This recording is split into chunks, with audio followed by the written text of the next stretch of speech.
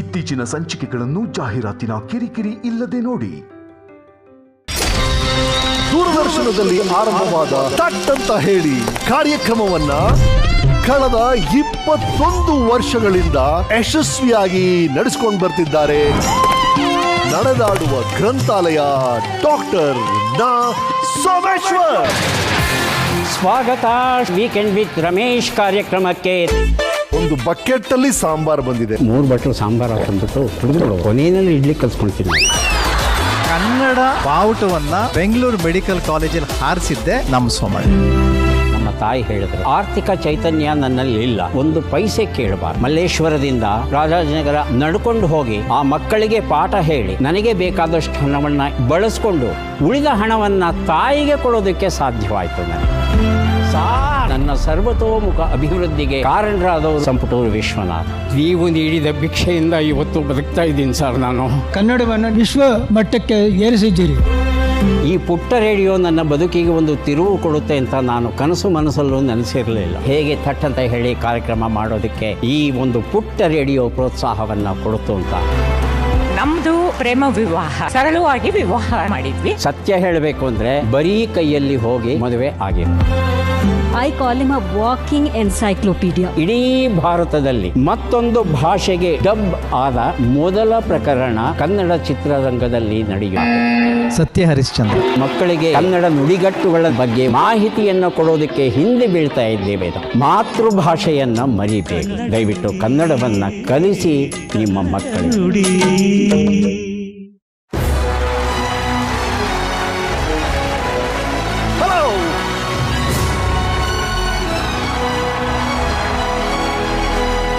Welcome to the show, sir. Lovely meeting you. Nice meeting you, sir. Welcome to the show. Thank you, guys.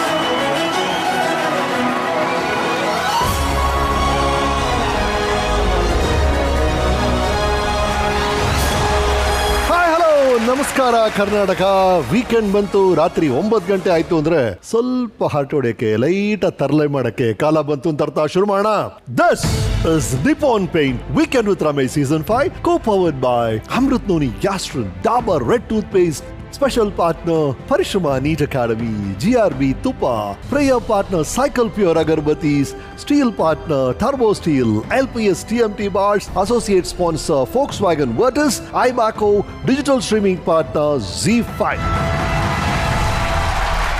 ನಮ್ಮ ದೇಶದಲ್ಲಿ ಲಕ್ಷ್ಮಿಗೆ ಅನೇಕ ದೇವಸ್ಥಾನಗಳಿವೆ, ಆದರೆ ಸರಸ್ವತಿಗೆ ಬಹಳ ಕಡಿಮೆ. ಅದಕ್ಕೆ ಕಾರಣ ಸರಸ್ವತಿ ತನ್ನ ಗಂಡ ಬ್ರಹ್ಮನಿಗೆ ದೇವಸ್ಥಾನಗಳು ಇಲ್ಲ ಅಂದಮೇಲೆ ನನಗೂ ಬೇಡ ಅಂತ ನಿರಾಕರಿಸಿದ್ಲು ಅಂತ ಹಿರಿಯರು ಹೇಳ್ತಾರೆ. ಆದರೆ ನನ್ನ ಪ್ರಕಾರ ನಮ್ಮ ದೇಶದ ಮೂಲೆ ಮೂಲೆಯಲ್ಲಿ ಒಂದು ಕಾಲೇಜ್, ಒಂದು ಸ್ಕೂಲ್, ಒಂದು ಬುಕ್ ಸ್ಟೋರ್, ಒಂದು ಲೈಬ್ರರಿ, ಎಲ್ಲವೂ ಸರಸ್ವತಿಯ ಗುಡಿಯೇ. ಪುಸ್ತಕಗಳನ್ನ ಬರೆಯೋರು, ಪುಸ್ತಕಗಳನ್ನ ಓದೋರು, ಪುಸ್ತಕಗಳನ್ನ ಹಂಚೋರು, ಬುಕ್ ಸ್ಟೋರ್ ಮಾಲೀಕರು ಎಲ್ಲರೂ ಸರಸ್ವತಿಯ ಆರಾಧಕರು, ಅರ್ಚಕರು. ಇವತ್ತಿನ ನಮ್ಮ ಸಾಧಕರು ಹೀಗೆ ಲೆಕ್ಕವಿರದಷ್ಟು ಪುಸ್ತಕಗಳನ್ನ ಅಧ್ಯಯನ ಮಾಡಿ ಗಳಿಸಿಕೊಂಡ ಅಗಾಧ ಜ್ಞಾನಾರ್ಜನೆಯನ್ನ ಸರ್ವರಿಗೂ ದಾರ ಎರೆಯುತ್ತಿರುವ ನಡೆದಾಡುವ ಗ್ರಂಥಾಲಯ ಡಾಕ್ಟರ್ ನಾ ಸೋಮೇಶ್ವರ್.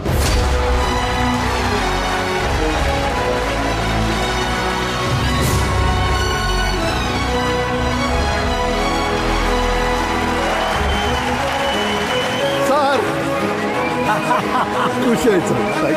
Thank you. ಎಷ್ಟು ಸಂತೋಷವಾಗ್ತಾ ಇದೆ ರಮೇಶ್, ಇವತ್ತು ನಿಮ್ಮಂದಿಲ್ಲಿ ನೋಡ್ತಾ ಇರೋದು ಬಹಳ ಬಹಳ ಸಂತೋಷವಾಗ್ತಾ ಇದೆ. Thank you sir. ನಮಗೂ ಬಹಳ ಖುಷಿ ಆಯ್ತು. ಎಷ್ಟು ವರ್ಷಗಳಿಂದ ನಿಮ್ಮನ್ನ ದೂರದರ್ಶನ ನೋಡ್ಕೊಂಡು ಬರ್ತಾ ಇದ್ದೀವಿ. ಬಹಳ ಖುಷಿ ಆಯ್ತು. ರಮೇಶ್ ಹೇಳಿ ಸರ್. ಮನುಕುಲದಲ್ಲಿ ಅದೆಷ್ಟು ಪೂರ್ವ ಸೂರಿಗಳು ಆಗಿ ಹೋಗಿದ್ದಾರೋ, ಅದೆಷ್ಟು ಜನ ಅಪಾರವಾದ ಜ್ಞಾನರಾಶಿಯನ್ನು ನಮಗೆಲ್ಲ ಬಿಟ್ಟು ಹೋಗಿದ್ದಾರೋ, ಆ ಎಲ್ಲ ಪೂರ್ವ ಸೂರಿಗಳ ಪರವಾಗಿ ಇಲ್ಲಿ ಕೂತ್ಕೊಳ್ಳೋಕ್ಕೆ ತಾವು ಅನುಮತಿ ಕೊಡಬೇಕು. Thank you sir. Thank you. ಎಂತ ಸೊಗಸಾದ ಮಾತು. Thank you sir. Please. Thank you.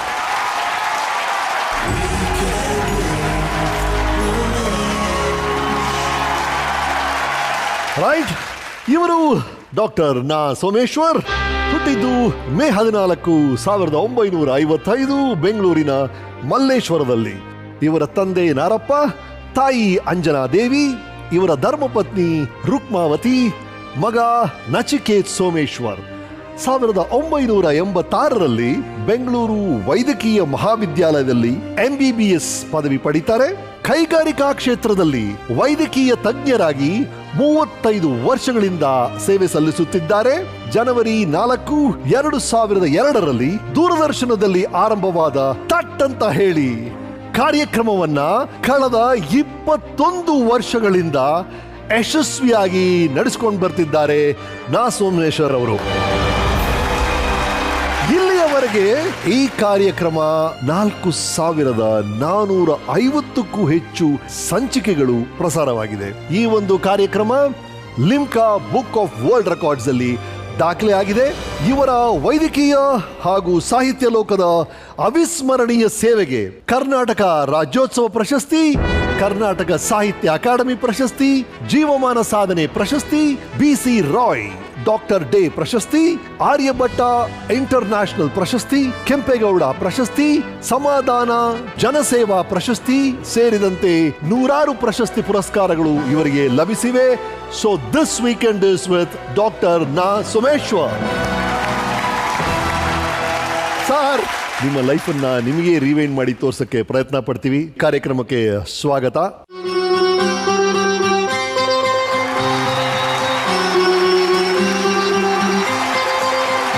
ಸ್ವಾಗತ, ಶುಭ ಸ್ವಾಗತ. ವೀಕೆಂಡ್ ವಿತ್ ರಮೇಶ್ ಕಾರ್ಯಕ್ರಮಕ್ಕೆ ತಮಗೆಲ್ಲ ಸ್ವಾಗತ. ರೈಟ್ ಸರ್, ನಿಮ್ಮ ಫಾದರ್ ಮದರ್ ನಿಮ್ಮ ಬಾಲ್ಯ ಹೇಗಿತ್ತು? ನನ್ನ ತಂದೆಯನ್ನು ನೋಡಿದ ಗುರುತೇ ಇಲ್ಲ ನನಗೆ. ಓ, ಬಹುಶಃ 1 ವರ್ಷಕ್ಕಿಂತಲೂ ಚಿಕ್ಕ ವಯಸ್ಸಿನ ಮಗು ನನ್ನ ತಂದೆ ತೀರ್ಕೊಂಡ್ರು. ನನ್ನ ತಾಯಿ ತಂದೆಯೂ ಆಗಿ ತಾಯಿಯೂ ಆಗಿ ನನ್ನನ್ನು ಬೆಳೆಸಿದ್ರು.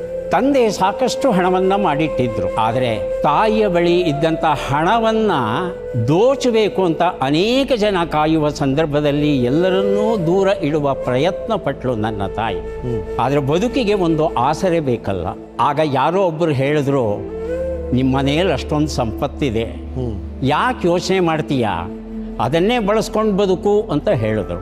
2 ಮನೆಗಳಿದ್ದವು, ಅನೇಕ ಸೈಟ್ಗಳಿದ್ದವು, ಚಿನ್ನಾಭರಣ ಇತ್ತು, ಬ್ಯಾಂಕಲ್ಲಿ ನಗದು ಇತ್ತು, ಶೇರ್ ಹಣವಿತ್ತು. ಯಾವಾಗ ಯಾರೋ ಈ ಒಂದು ಸಲಹೆಯನ್ನು ಕೊಟ್ಟರೋ, ಒಬ್ಬರ ಹತ್ರ ಹೋಗಬಾರ್ದು, ಯಾವ ಕಾರಣಕ್ಕೂ ನಾನು ಒಂಟಿ ಇದ್ದೇನೆ, 2 ಮಕ್ಕಳಿದ್ದಾರೆ, ನಮಗೆ ಯಾರೂ ಇಲ್ಲ, ನಮಗೆ ಸಹಾಯ ಮಾಡಿ ಅಂತ ಒಬ್ಬರ ಹತ್ರ ಹೋಗಬಾರ್ದು ಅನ್ನೋ ಆ ಒಂದು ಛಲವನ್ನು ಆಕೆ ಉಳಿಸ್ಕೊಂಡಿದ್ಲು, ನಮ್ಮಲ್ಲಿ ಬೆಳೆಸಿದ್ಲು. ಹಾಗಾಗಿ ನಾನು ಇಂದಿನವರೆಗೂ ಸಹ ಯಾವುದೇ ಬಂಧು ಹತ್ರ ಹೋಗಿ ನನಗೆ ಕಷ್ಟವಾಗಿದೆ, ಹಣ ಸಹಾಯ ಮಾಡಿ ಅಂತ ಕೇಳಿದ್ದಿಲ್ಲ, ಕೇಳುವುದೂ ಇಲ್ಲ. ಒಂದೊಂದೇ ಹಣವನ್ನು ಖರ್ಚು ಮಾಡ್ತಾ ಚಿನ್ನಾಭರಣ ಎಲ್ಲವನ್ನೂ ಕಳ್ಕೊಳ್ಳಿಕ್ಕೆ ಶುರು ಮಾಡ್ತೀವಿ. ಚಿಂತೆ ಇಲ್ಲ, ನಾವಂತೂ ಬೇಸರ ಪಟ್ಕೊಂಡಿಲ್ಲ. ಆ ಒಂದು ಸಂದರ್ಭ ಹಾಗಿತ್ತು. ಹಾಗಾಗಿ ನೀನು ಮಾಡಿದ್ದು ಸರಿಯಮ್ಮ, ಯಾವುದೇ ರೀತಿಯಿಂದಲೂ ತಪ್ಪಿಲ್ಲ, ನಮಗೆ ಬೇಸರವಿಲ್ಲ ಅನ್ನೋ ಧೈರ್ಯವನ್ನು ಆಕೆಗೆ ಕೊಟ್ವಿ. ಆಕೆ ಅನಕ್ಷರಸ್ಥೆ, ಅನೇಕ ಜನ ಮೋಸ ಮಾಡಿದ್ದು ನಿಜ. ಆದರೂ ಸಹ ಇಷ್ಟು ಜನ ನಿನಗೆ ಮೋಸ ಮಾಡಿದ್ದಾರಲ್ಲ, ನೀನೂ ಮೋಸ ಮಾಡಿ ಬದುಕೋದನ್ನು ಕಲಿಯಬಹುದು ಅನ್ನೋ ಮಾತು ಹೇಳಲಿಲ್ಲ. ಹಾಗಾಗಿ ಬಹಳ ಪ್ರೀತಿಯಿಂದ ನಮ್ಮನ್ನು ಬೆಳೆಸಿದ್ದಾರೆ. ಎಸ್ ಸರ್, ನಿಮ್ಮ ಬಾಲ್ಯದ ಬಗ್ಗೆ ನಮ್ಮ ವೀಕೆಂಡ್ ಟೆಂಟ್ ಏನು ಹೇಳುತ್ತೆ ನೋಡಿ. ಸ್ವಾಮಿ, ಜ್ಞಾಪಕ ಇದೆಯಾ? ಇದೇ ಒಟ್ಟಾರದಲ್ಲಿ ನಾವು ಹುಟ್ಟಿ ಬೆಳೆದು ಸುಮಾರು ವರ್ಷಗಳನ್ನು ಕಳೆದಿದ್ದು.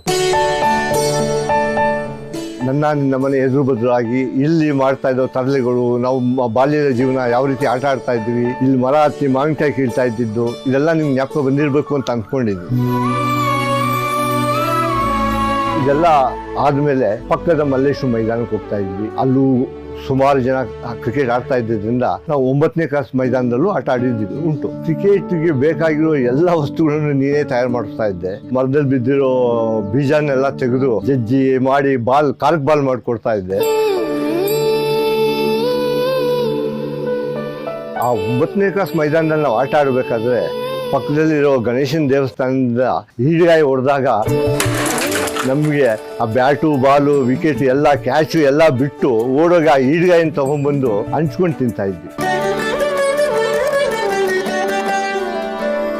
ನಾವು ಯಾರಿಗೂ ಹೇಳ್ದೆ ಕೇಳ್ದೆ ಒಂದು ದಿವಸ ಸೈಕಲ್ ತಗೊಂಡು ನಾವು ಆ ಸ್ಯಾಂಕಿ ಟ್ಯಾಂಕ್ ಅಲ್ಲಿ ಹೋಗಿ ಬಂದ ಮೇಲೆ ಇಲ್ಲಿ ಆಗಿದಾರ ಅಂತ ಎಲ್ಲರ ಮನೆಯಿಂದಾನು ಎಲ್ಲರೂ ಒದೆ ತಿಂದಿದ್ದು ಅದು ಬರ್ತಿಲ್ಲ ಅಂತ ನಾನು ಅನ್ಕೊಂಡಿದ್ದೀನಿ.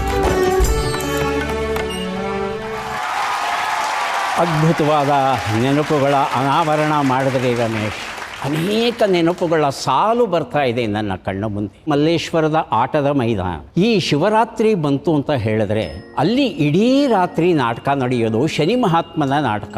ಅದರಲ್ಲೂ ಈ ದಶಾವತಾರ ನಾಟಕ ಏನಿದೆ, ಈ ನಾಟಕ ನಡೆದಾಗ ಬೆಳಗಿನ ಜಾವದವರೆಗೂ ಕೂತ್ಕೊಂಡು ನೋಡ್ತಾ ಇದ್ದೆ. ಫುಟ್ಬಾಲ್ ಮ್ಯಾಚ್ ಆಡೋರು ಆ ಮೈದಾನದಲ್ಲಿ, ಆ ಮ್ಯಾಚ್ಗಳನ್ನು ನೋಡಿ ಸಂತೋಷಪಟ್ಟಿದ್ದೇನೆ. ಇನ್ನು ಗಣಪತಿ ದೇವಸ್ಥಾನ ಈಡುಗಾಯಿ ಹೊಡಿತಾ ಇದ್ರಲ್ಲ, ಕಾಯ್ತಾ ಇರ್ತಿದ್ವಿ. ಆ ಈಡುಗಾಯಿಗಳನ್ನು ಆರಿಸ್ಕೊಂಡು ಎಲ್ಲ ಒಟ್ಟಿಗೆ ಸೇರಿಸಿ ಹಂಚ್ಕೊಂಡು ತಿಂತಾ ಇದ್ದಂಥ ದಿನಗಳು ಮತ್ತೊಮ್ಮೆ ಬಂದರೆ ಎಷ್ಟು ಚೆನ್ನಾಗಿರುತ್ತೆ ಅಂತ ಅನ್ಸುತ್ತೆ. ರಮೇಶ್ ಜೊತೆ ನಾವು ಹೋಗಿ ಒಂದಷ್ಟು ಈಡುಗಾಯಿನ ಹಾರಿಸ್ಕೊಂಡು ಬಂದಿದ್ರೆ ನನ್ನ ಜೊತೆ ನಿಮ್ಮ ಫ್ರೆಂಡ್ಸ್ ಜೊತೆ ಪುರುಷೋತ್ತಮ್ ನಟರಾಜ. ಈ ನಟರಾಜ ನನ್ನನ್ನು ಯಾವಾಗಲೂ ಬೈಯೋನು, ಭೀಮಾ ಭೀಮಾ ಅಂತ. ಯಾಕೋ ಅಂದರೆ ಅಷ್ಟು ಚೆನ್ನಾಗಿದ್ದೆ ನಾನು. ಕರಿಬೇಡವಂದ್ರೆ ನಾನು ಹಾಗೆ ಕರಿತೀನಿ, ಏನು ಮಾಡ್ತೀಯಾ? ಪುರುಷೋತ್ತಮ್ ಒಂದು ರೀತಿ ನನ್ನ ಭವಿಷ್ಯಕ್ಕೆ ಭದ್ರವಾದ ಬುನಾದಿ ಹಾಕದಂಥವನು. ಹೇಗೆ ಮರೀಲಿ? ಇದು ನಿಮಗೂ ಮಲ್ಲೇಶ್ವರಂಗೂ ಇದಕ್ಕೂ ಏನು ಸಂಬಂಧ ಸರ್? ಸರ್, ಒಂದೇ ಒಂದು ಪುಟ್ಟ ಬದಲಾವಣೆ ಅಂದರೆ ಇದರಲ್ಲಿ ಕುಂಕುಮ ಕಾಣ್ತಾ ಇಲ್ಲ. ಈಡುಗಾಯಿ ಹೊಡೆದ್ರಲ್ಲ, ಅದ್ರಲ್ಲಿ ಸ್ವಲ್ಪ ಕುಂಕುಮ ಇದ್ದಿರೋದು. ಆದರೆ ಮನೆಗೆ ತರ್ತಿರ್ಲಿಲ್ಲ. ಮನೆಗೆ ತಂದರೆ ಬೈಯೋರು. ಹಾಗಾಗಿ ಚೆನ್ನಾಗಿ ತಿಂದುಬಿಟ್ಟು ಏನೂ ಗೊತ್ತಿಲ್ಲದೆ ಇರೋ ಹಾಗೆ, ಸದ್ದಿಲ್ಲದ ಹಾಗೆ ಮನೆಗೆ ಬಂದು ಸೇರ್ಕೊತಾ ಇದ್ವಿ ನಾವು. Yes sir. ಸರ್, ಈ ಬಾಟಲ್ಲು ಅಂದ್ರೆ ಸುಮ್ಮನೆ ನೆನಪಿಸಕ್ಕೆ ಆ ಕಾಲದಲ್ಲಿ ಈ ತರ ಒಂದು ಹಾರ್ಲಿಕ್ಸ್ ಬಾಟಲ್ ಇರ್ತಿತ್ತಂತೆ, ಅದನ್ನ ತೊಗೊಂಡು ಮೀನು ಹಿಡಿತಾ ಇದ್ರಂತಲ್ಲ. ಮೀನು ಅಂತ ಇಟ್ಕೊಂಡ್ಬರೋನು ಅದೇನಾಗ ಕಪ್ಪೆ ಆಗ್ಬಿಡೋದು. ಮೀನ್ ಕಪ್ಪೆ ಆಗ್ಬಿಡೋದ? ಕಪ್ಪೆದು ಮರಿಗಳಿಗೆ ತಂದ್ಬಿಡೋ, ನಮ್ಗೆ ಗೊತ್ತಿಲ್ಲದೆ ನಮ್ಗೆ ಮೀನು ಅಂದ್ಬಿಟ್ಟು ನಾವು ಯಾರೆಲ್ಲ ಹೋಗಿ 8th ಕ್ಲಾಸ್ ಕೆರೆಯಲ್ಲಿ ಸ್ಯಾಂಕಿ ಟ್ಯಾಂಕಲ್ಲಿ ಹೋಗಿ ಇಟ್ಕೊಂಡ್ಬರೋದು. ಒಂದು ಬಟ್ಟೆ ಹಾಕಿ ಇಟ್ಕೊಂಡ್ಬಂದು ಅದರಲ್ಲಿ ಇಟ್ಟು ಬಾಟ್ಲೆ ಮನೆ ಇಡೋದು. ನಾವು ಮೀನು ನೆಕ್ಸ್ಟ್ ಡೇ ನೋಡೋದು ಕಪ್ಪೆ ಮರಿಗಳು. ಎಸ್, ಎಲ್ಲರೂ ಮಾಡಿರುವಂತ ವಿಷಯ. ಬಾಲ್ಯದಲ್ಲಿ ಕೆರೆಯಲ್ಲಿ ಈಜಿದ ಮೇಲೆ ಬಟ್ಟೆ ಒಣಗಾಕೋದು ಕೇಳಿದೀವಿ, ನೀವು ಪುಸ್ತಕನೇ ಒಣಗಾಕ್ತೀರಂತೆ. ನಮ್ಮದು ಮೊದಲೇ ಒಂದು ವಟಾರ, ಒಂದು ಜೋರು ಮಳೆ, ಪುಸ್ತಕ ಎಲ್ಲ ನೆಂದೋಗಿತ್ತು. ಏನು ಮಾಡೋದು, ಇನ್ನೇನು ಮಾಡೋದು ಅಂತೇಳಿ ಚಾಪೆನ ಹಾಸಿ ಮುಂದ್ಗಡೆ ಎಲ್ಲ ಪುಸ್ತಕಗಳನ್ನು ತೊಗೊಂಬಂದು ಒಣಗಾಕಿದ್ವಿ. ಆ ಥರ ಒಣಗಾಕಿದ್ರಲ್ಲಿ ಇವ್ರ ಪುಸ್ತಕಗಳನ್ನ ಆಯ್ಕೆ ಮಾಡ್ಕೊತಾರೆ. ಅದರಲ್ಲೂ ಇವ್ರ ಮೇಲೆ ತುಂಬ ಪ್ರಭಾವ ಬೀರಿದ್ದು ಮೇಡಮ್ ಕ್ಯೂರಿ. ಆ ಕ್ಯೂರಿ ಪುಸ್ತಕ ಮೊದಲು ಥಾಮಸ್ ಆಲ್ವಾ ಎಡಿಸನ್ದು ಕ್ಯೂರಿದು ಮೊದಲು ತಗೊಂಡೋಗಿದ್ದು, ಅಲ್ಲಿಂದ ಪುಸ್ತಕದ ಹುಚ್ಚಿ ಇವ್ರಿದ್ದು. ಸೊ ಮನೆಯಲ್ಲಿ ನಡೆದಂಥ ಪುಸ್ತಕಗಳನ್ನ ಒಣಗಾಕಿದ್ರು, ನೀವು ಅದನ್ನ ಆಯ್ಕೆ ಮಾಡಿಕೊಂಡು ಅಲ್ಲಿ ಮೇಡಮ್ ಕ್ಯೂರಿ ಬಗ್ಗೆ ಓದ್ತೀರಾ, ಅಲ್ಲಿ ನಿಮ್ಮ ಪುಸ್ತಕಗಳ ಆಸಕ್ತಿ ಶುರು ಆಗುತ್ತೆ. ಆ ಮೇಡಮ್ ಕ್ಯೂರಿ, ಥಾಮಸ್ ಆಲ್ವಾ ಎಡಿಸನ್, ಮೇಡಮ್ ಕ್ಯೂರಿ ಎಷ್ಟು ಬಡತನ ಕಾಡ್ತಾ ಇರುತ್ತೆ ಅಂದರೆ, ಪಿಚ್ ಬ್ಲೆಂಡ್ ಅನ್ನೋ ಅದಿರನ್ನು ತಂದು ಅದನ್ನು ಕಾಯಿಸಿ ಅದರಿಂದ ರೇಡಿಯಂ ಮತ್ತು ಪೊಲೋನಿಯಮನ್ನು ಶುದ್ಧೀಕರಿಸುವ ಪ್ರಯತ್ನದಲ್ಲಿ ಇರ್ತಾಳೆ ಆಕೆ. ಆದರೆ ಹಸಿವು, ಬ್ರೆಡ್ಡನ್ನು ಕೊಂಡ್ಕೊಳ್ಳೋಕ್ಕೆ ಏನು ಹಣ ಇಟ್ಟುಕೊಂಡಿರ್ತಾಳೆ, ಆ ಹಣವೊಂದಿಂದ ಆಕೆ ಹೋಗಿ ಪಿಚ್ ಬ್ಲೆಂಡನ್ನು ಕೊತ್ಕೊಂಡ್ಬರ್ತಾಳೆ. ಹಾಗೆಯೇ ಕಲ್ಲಿದ್ದಲನ್ನು ಕೊಂಡ್ಕೊಂಡು ಬರ್ತಾಳೆ. ಉಪವಾಸ ಇದ್ದು ಆಕೆ ಆ ಪ್ರಯೋಗವನ್ನು ಮಾಡಿ ಕೊನೆಗೆ ರೇಡಿಯಂ ಪೊಲೋನಿಯಂನ ತೆಗಿತಾಳೆ. ಇದು ನನ್ನ ಮೇಲೆ ಬಹುದೊಡ್ಡ ಪ್ರಭಾವ ಬೀರಿದೆ. ಉಪವಾಸ ಇರೋದು ವಿಶೇಷ ಅಲ್ಲ. ಮೇಡಮ್ ಕ್ಯೂರಿ ಅಂತವರೇ ಉಪವಾಸ ಇರಬೇಕಾದ್ರೆ ನೀನು ಯಾವ ಸೀಮೆ ಮಹಾ, ಉಪವಾಸ ಇರೋದು ಕಲ್ತ್ಕೋ ಅನ್ನೋ ಒಂದು ಪಾಠವನ್ನು ನನಗೆ ನಾನೇ ಹೇಳಿಕೊಂಡೆ. ಥಾಮಸ್ ಆಲ್ವಾ ಎಡಿಸನ್ ಅವರ ಬದುಕು ರೈಲಲ್ಲಿ ಹೋಗುವಾಗ ರಂಜಕ ಕೆಳಗೆ ಬಿದ್ದೋಗುತ್ತೆ. ಅವನು ಪತ್ರಿಕೆಗಳನ್ನು ಮಾರಾಟ ಮಾಡ್ತಾ ಇರ್ತಾನೆ, ಹಾಗೆ ವಿಜ್ಞಾನ ಪ್ರಯೋಗಗಳನ್ನು ಮಾಡ್ತಾ ಇರ್ತಾನೆ. ರಂಜಕ ಫಾಸ್ಫರಸ್ ಒಂದು ಬಾಟಲಿಯಲ್ಲಿ ಇರುತ್ತೆ, ಅದು ಕೆಳಗೆ ಬಿದ್ದು ಬೆಂಕಿ ಹೊತ್ಕೊಂಡಾಗ ಆ ರೈಲು ಚಾಲಕನಿಗೆ ಎಷ್ಟು ಕೋಪ ಬರುತ್ತೆ ಅಂದರೆ, ಬಂದದ್ದೇ ಒಂದೇ ಏಟು ಹೊಡಿತಾನೆ ಕೆನ್ನೆಗೆ. ಎರಡೂ ಕಿವಿಗಳು ತೂತು ಬಿದ್ದು ಹೋಗುತ್ತೆ, ಕಿವಿ ಕೇಳಿಸಲ್ಲ. ಆದರೆ ಆತನಂತಹ ಮತ್ತೊಬ್ಬ ಉಪಜ್ಞ ಇದುವರೆಗೂ ಜಗತ್ತಲ್ಲಿ ಹುಟ್ಟಿಲ್ಲ. ಕೇಳಿದ್ರಂತೆ ಒಬ್ಬರು 100ಕ್ಕೂ ಹೆಚ್ಚು ಏಕಸ್ವಾಮ್ಯಗಳನ್ನು, ಪೇಟೆಂಟ್ಗಳನ್ನು ಬರೆದಿದ್ದೀರಲ್ಲ ತಾವು, ನಿಮಗೆ ಸ್ಫೂರ್ತಿ ಯಾರು ಅಂತ ನಗುತ್ತಾ ಹೇಳ್ತಾನೆ ಎಡಿಸನ್. 99% ಪರ್ಸ್ಪಿರೇಷನ್ ಆ್ಯಂಡ್ 1% ಇನ್ಸ್ಪಿರೇಷನ್ ಅಂತಾನೆ. ಈ ಮಾತನ್ನು ನಾನು ಮರ್ತಿಲ್ಲ. ಆ 2 ಪುಸ್ತಕ ಇವತ್ತಿನವರೆಗೂ ನನಗೆ ದಾರಿದೀಪ ಆಗಿದೆ. Thank you sir, thank you sir. ಬನ್ನಿ ಕೂತು.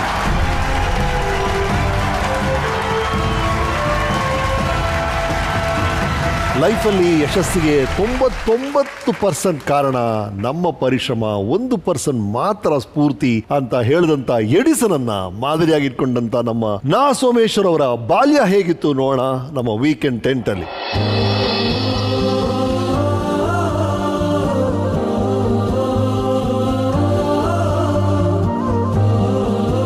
ಸೋಮೇಶ್ವರ, ಎಷ್ಟು ದಿನ ಆಯ್ತಪ್ಪ ನಿಮ್ಮ ನೋಡಿ, ಬಹಳ ಬ್ಯುಸಿಯಾಗಿದ್ದೀರಲ್ಲ ನೀವು.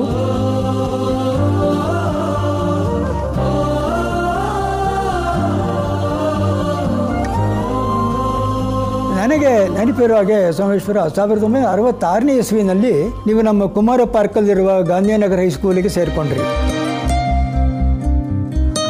ಸ್ಕೂಲ್ನಲ್ಲಿ ನೀವು ಹೇಗಪ್ಪ ಇದ್ರಿ ಅಂತ, ಸಣ್ಣಕ್ಕಿದ್ರಿ, ಸೊ ಉದ್ದಕ್ಕಿದ್ರಿ, ಸೊ ಗುಂಗುರು ಕೂದಲಿತ್ತು, ಪಕ್ಕಕ್ಕೆ ಬಾಚ್ಕೊಳ್ತಾ ಇದ್ರಿ, அந்த ಕಣ್ಣಲ್ಲಿ ಸದಾ ಹೊಳಿಪಿರ್ತಾ ಇತ್ತು. ಎಷ್ಟೋ ಜನ ಕೇಳ್ತಾರೆ, ಸರ್ ಸೋಮೇಶ್ವರ ನಿಮ್ಮ ಸ್ಟೂಡೆಂಟಾ ಅಂತ ಕೇಳ್ತಾರೆ. ನಾನು ಹೌದು ಅಂತ ತುಂಬ ಜಂಬವಾಗಿ ಹೇಳ್ಕೊಳ್ತೀನಿ. ನಿಮ್ಮ ಮಾತು, ನಿಮ್ಮ ಭಾಷೆ ನೋಡಿದ್ರೆ ನಾವು ಹೇಗೆ ರೋಲ್ ಮಾಡ್ಲಾಗಿ ಉಳ್ಕೊಂಡ್ವು ಅಂತಕ್ಕಂಥದ್ದು ನಮ್ಗೆ ಸಂತೋಷ ಆಗುತ್ತೆ ಸೋಮೇಶ್ವರ. ಈಗ ಮುಂದುವರಿಯಲಿ, ದೇವರು ನಿಮ್ಗೆ ಇದೇ ಥರ ಶಕ್ತಿ ಕೊಡ್ತಾ ಹೋಗಲಿ.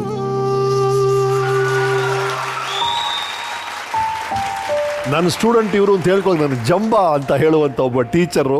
ಆ ಶಾಲೆಯಲ್ಲಿ ಇದ್ದಂಥ ಪ್ರತಿಯೋರ್ವ ಅಧ್ಯಾಪಕನೂ ಸಹ ಮುತ್ತು, ಆಣಿಮುತ್ತು ಅಂತಿಂತಹವರಲ್ಲ ಅವರು. Ramachandra Sharma Tyagali, Sampaturu Vishwanath, T Srinivasan, NL Subbalakshmi, TV Lalithamma, Vijayamohana Das, Seshachalam, ಬಾಡ್ಯ, ಲೆಕ್ಕವೇ ಇಲ್ಲ. ಅವರೆಲ್ಲರೂ ಸಹ ನಮ್ಮನ್ನು ಒಂದೊಂದು ಇಂಚಾಗಿ ಕಳೆದಿದ್ದಾರೆ, ನಮ್ಮನ್ನು ಒಂದೊಂದು ಇಂಚಾಗಿ.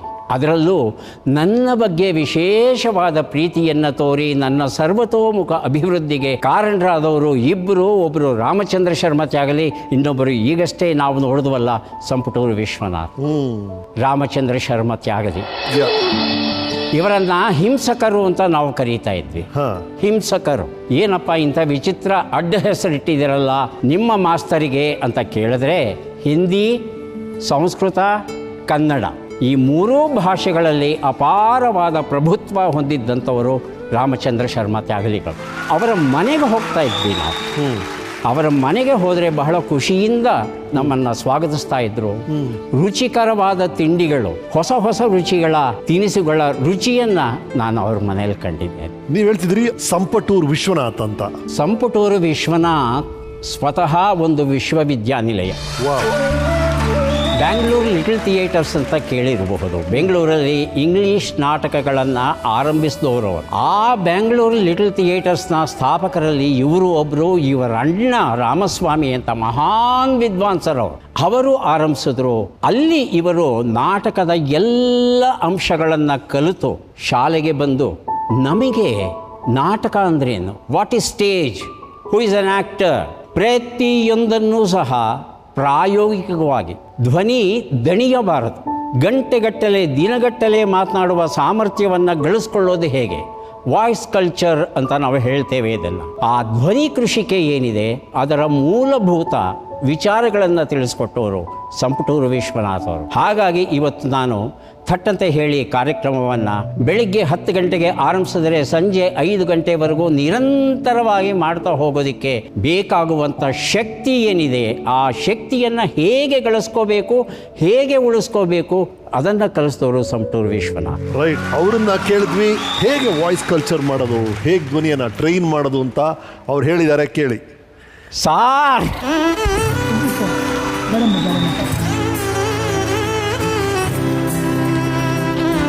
ನನ್ನ ಮಗನ ಸಮಾನ ಬೇಡಪ್ಪ. ನೀವು ನೀಡಿದ ಭಿಕ್ಷೆಯಿಂದ ಇವತ್ತು ಬದುಕ್ತಾ ಇದ್ದೀನಿ ಸರ್ ನಾನು. ಹಾಗೆ ಹೇಳಬೇಡಿ. ನಿಮ್ಮ ಯೋಗ್ಯತೆಯಿಂದ ನೀವು ಬದುಕ್ತಾ ಇದ್ದೀರಿ. ನಿಮ್ಮ ಯೋಗ್ಯತೆಯಿಂದ ಕನ್ನಡವನ್ನು ನೀವು ವಿಶ್ವ ಮಟ್ಟಕ್ಕೆ ಏರಿಸಿದ್ದೀರಿ. ಅದು ನಿಮ್ಮ ದೊಡ್ಡತನ. ಯಾಕಂದರೆ ನೀವು ಬಾಲಕರಾಗಿ ಶಾಲೆಗೆ ಸೇರಿದಾಗ ನನಗೆ ಒಂದು ಅನ್ನಿಸ್ತಾ ಇತ್ತು, ಇಂಗ್ಲೀಷಲ್ಲಿ ಹೇಳ್ತಾ ಇದ್ವಿ ಕ್ಯೂರಿಯಾಸಿಟಿ ಕಿಲ್ಡ್ ದಿ ಕ್ಯಾಟ್ ಅಂತ, ಬಟ್ ಕ್ಯೂರಿಯಾಸಿಟಿ ಮೇಡ್ ಸೋಮೇಶ್ವರ. ಇದು Someshwara because is curious. Was curious about everything. ನಾನು ಯಾವುದೇ ನಾಟಕ ಮಾಡಲಿ ಬರೆಸಲಿ ಏನೇ ಮಾಡಿದ್ರು ಕೂಡ ತಾವು ತಿಳ್ಕೊಳ್ಳೋಕೆ ಪ್ರಯತ್ನ ಪಡೋರು. ನನಗೆ ನಿಜವಾಗ್ಲೂ ಸೋಮೇಶ್ವರ ನಿಮ್ಮ ಸ್ಟೂಡೆಂಟಾ ಅಂತ ಕೇಳಿದ್ರೆ ಹೌದಪ್ಪ ಭಾಳ ಸಂತೋಷವಾಗಿ ನಮ್ಮ ಸ್ಟೂಡೆಂಟು ಅಂತ ಹೇಳ್ತೀನಿ. ಯಾಕಂದರೆ ಗುರುಗಳಿಗೆ ಒಂದು ಹೇಳ್ತಾ ಇದ್ರು, ಏನು ಹೇಳ್ತಾರೆ ಅಂತಂದರೆ education is something you have to take it out of the child comes to you with some experience. ಅಂದ್ರೆ ವಿದ್ಯಾಭ್ಯಾಸ ನಾವು ತುಂಬೋದಲ್ಲ, ನಾವು ಅವರಿಂದ ತೆಗೆಯೋದು ಅಂತ ಹೇಳ್ತಾರೆ. ಹೌದು, ತೆಗೆಯೋದು. Beautiful. Yes sir, Someshwar sir, ನೀವು ಬಹಳ ಭಾವುಕರಾದ್ರಿ. ಬಹಳ ದೊಡ್ಡ ಪಾತ್ರ ಇದೆ ಸಾರಿಗೆ ನಿಮ್ಮ ಜೀವನದಲ್ಲಿ, ನಮ್ಗೆ ಅರ್ಥ ಆಗ್ತಿದೆ. 9ನೇ ತರಗತಿಯಲ್ಲಿ ನಾನು 14 ನಾಟಕಗಳನ್ನು ಬರೆದೆ. 14 ನಾಟಕ 9ನೇ ಕ್ಲಾಸಲ್ಲಿ. 9ನೇ ಕ್ಲಾಸ್. ಅದಕ್ಕೆ ಮುಖ್ಯವಾದ ಕಾರಣ ನಮ್ಮ ಮಾಸ್ಟರ್. ಎರಡನೇದು ವಿಜ್ಞಾನದ ಬಗ್ಗೆ ಎಷ್ಟು ಆಸಕ್ತಿ ಇತ್ತು ಅಂದರೆ, ವಿಜ್ಞಾನದ ಅನೇಕ ಸ್ವಾರಸ್ಯಕರ ವಿಚಾರಗಳನ್ನೆಲ್ಲ ನಮಗೆ ಹೇಳೋರು. ಆಸಕ್ತಿ ಬರ್ತಾ ಇತ್ತು ನನಗೆ. ಕ್ರಮೇಣ ಸಾಹಿತ್ಯ ವಿಜ್ಞಾನ ಎರಡನ್ನೂ ಸರಿ ಸಮಾನವಾಗಿ ನಾನು ಕಲಿತಾ ಬಂದಿದ್ದರೂ ಸಹ ವಿಜ್ಞಾನವನ್ನೇ ಬದುಕಿಗೆ ಆಯ್ಕೆ ಮಾಡಿಕೊಂಡಿದ್ದಕ್ಕೆ ಕಾರಣ Samputaru Vishwanath. So nice. Thank you sir, thank you so much.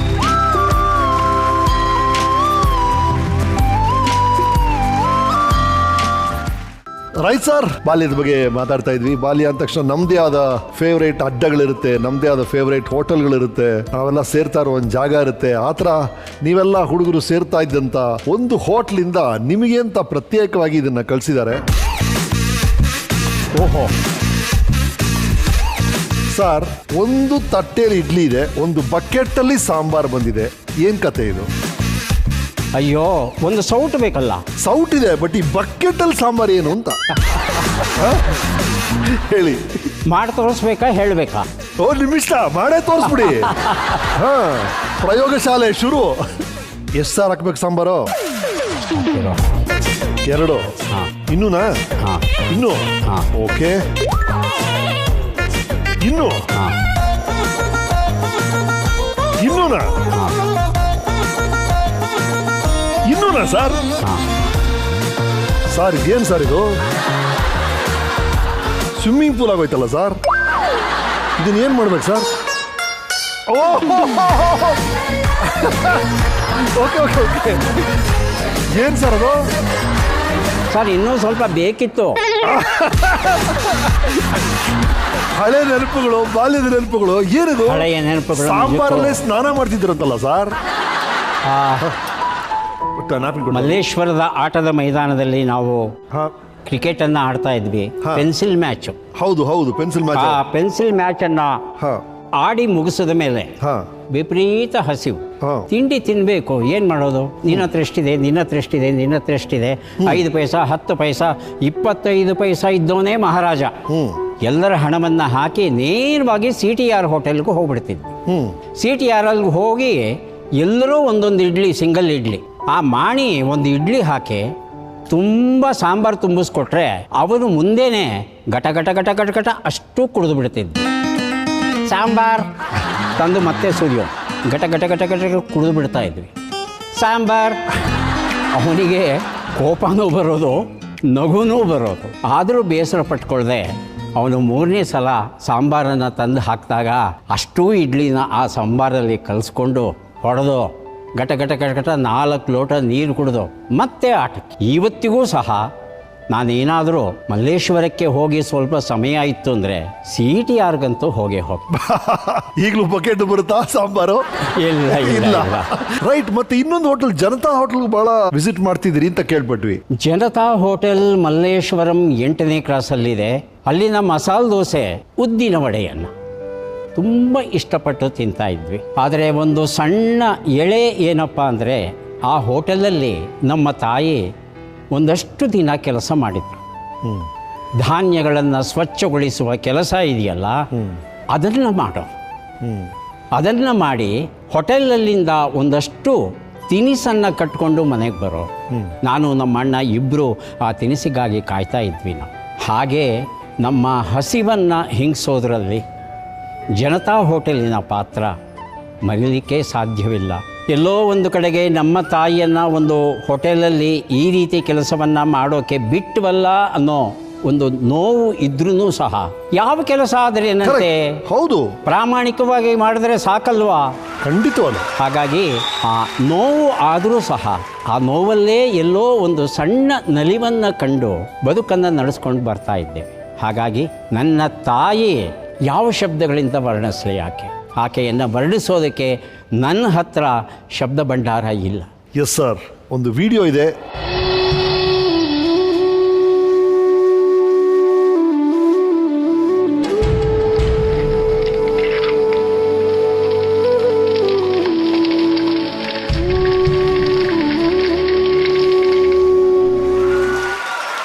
Hotel Janata ಒಳ್ಳೆ ರುಚಿಯ ದೋಸೆ ಮಾಡಿಕೊಡ್ತಾರೆ.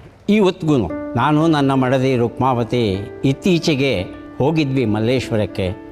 ಆಗ ದೋಸೆಯನ್ನು ತಿಂದ್ಕೊಂಡು ಬಂದ್ವಿ. ಬರ್ತಾ ಅಂದ್ಕೊಂಡ್ವಿ ಆಗಿನ ವೈಭವ ಏನು, ಸಾಲಲ್ಲಿ ನಿಂತು ತಿಂತಾ ಇದ್ವಿ. ಕಾಲಾಯ ತಸ್ಮೈ ನಮಃ ಅಂತ ಅಂದ್ಕೊಂಡು ಹೊರಟು ಬಂದ್ವಿ ನಾವು.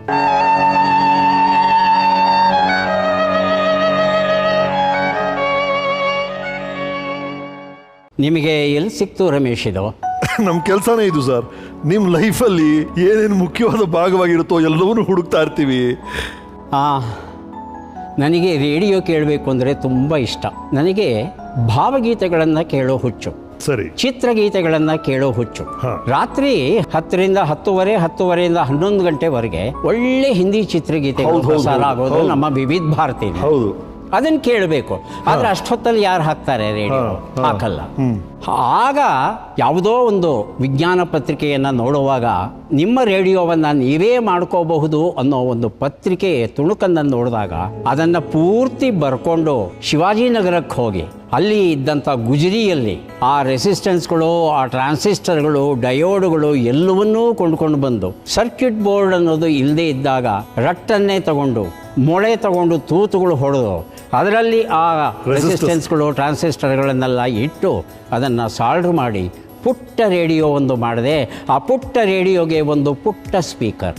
ಆ ಸ್ಪೀಕರ್ ಇದೆಯಲ್ಲ, ಈ ಸ್ಪೀಕರಲ್ಲಿ ಅಷ್ಟು ಶಬ್ದ ಬರ್ತಿರಲಿಲ್ಲ. ಇದು ಅದಕ್ಕೆ ನಾನೇನು ಮಾಡ್ತಿದ್ದೆ, ಒಂದು ಲೋಟವನ್ನು ತಂದು ಬೋರ್ಲ್ ಹಾಕ್ಬಿಡ್ತಿದ್ದೆ. ಆಗ ಶಬ್ದ ದ್ವಿಗುಣ ತ್ರಿಗುಣಗೊಳ್ಳೋದು, ವರ್ಧಿಸೋದು, ಮ್ಯಾಗ್ನಿಫೈ ಆಗೋದು ಇಡೀ ಮನೆಗೆ ಕೇಳ್ತಾ ಇತ್ತು. ಹೀಗೆ ನನ್ನ ಒಂದು ಸಂಗೀತವನ್ನು ಕೇಳಬೇಕು, ಆಸ್ವಾದಿಸಬೇಕು ಅನ್ನೋ ಆಸೆ ಏನಿತ್ತು ಅದನ್ನು ತೀರಿಸ್ದೆ. ನೀವೇ ಒಂದು ರೇಡಿಯೋ ಮಾಡಿದಿರಿ ಮನೆಯಲ್ಲಿ, ಸೋ ಬ್ಯೂಟಿಫುಲ್. ಈ ಪುಟ್ಟ ರೇಡಿಯೋ ನನ್ನ ಬದುಕಿಗೆ ಒಂದು ತಿರುವು ಕೊಡುತ್ತೆ ಅಂತ ನಾನು ಕನಸು ಮನಸ್ಸಲ್ಲೂ ನೆನೆಸಿರಲಿಲ್ಲ. ಯಾವ ಥರ ಸರ್? ಭಾನುವಾರ ಮಧ್ಯಾಹ್ನ 12 ಗಂಟೆಗೆ ಸರಿಯಾಗಿ ಬೋರ್ನ್ ವಿಟಾ ಕ್ವಿಜ್ ಕಾಂಟೆಸ್ಟ್ ವಿವಿಧ ಭಾರತಿ.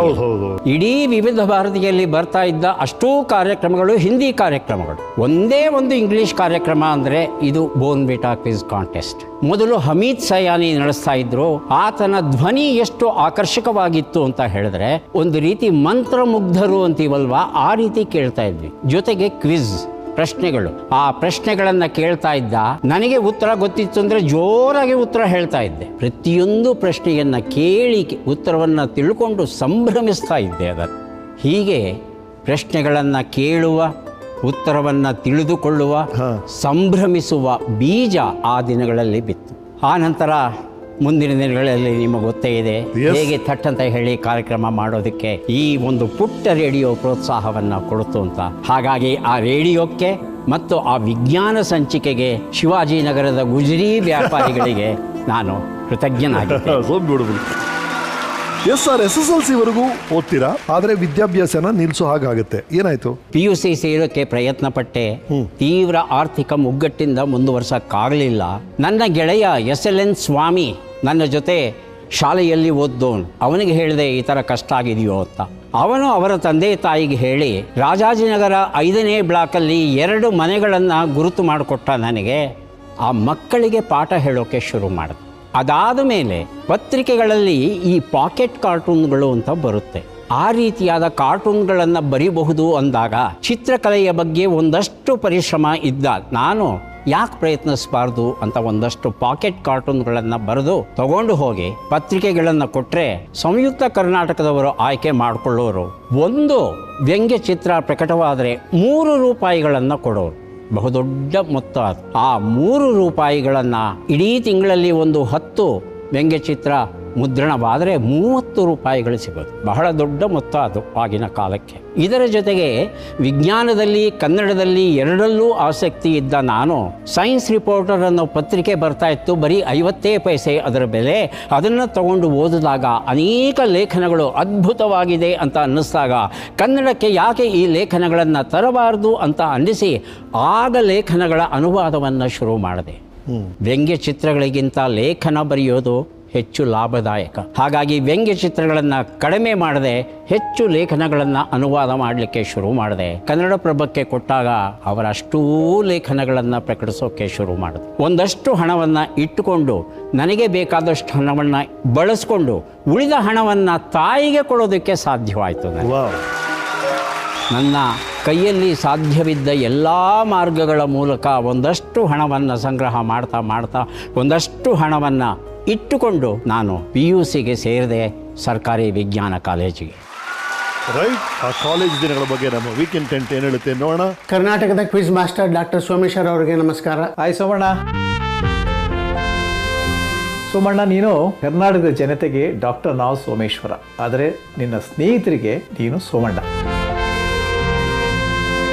ತಾವು ನಮ್ಮ ಕಾಲೇಜ್ ಸೇರ್ಕೊಂಡಾಗ ಗಡ್ಡ ಬಿಟ್ಟಿದ್ರಿ. ಆ ಸೋಮೇಶ್ವರು ಈ ಸೋಮೇಶ್ವರು ಒಮ್ಮೊಮ್ಮೆ ನನಗೆ ನಂಬಿಕೆನೇ ಆಗೋದಿಲ್ಲ. ಇಷ್ಟೊಂದು ಎತ್ತರಕ್ಕೆ ಬೆಳೆದಿದ್ದೀರಿ.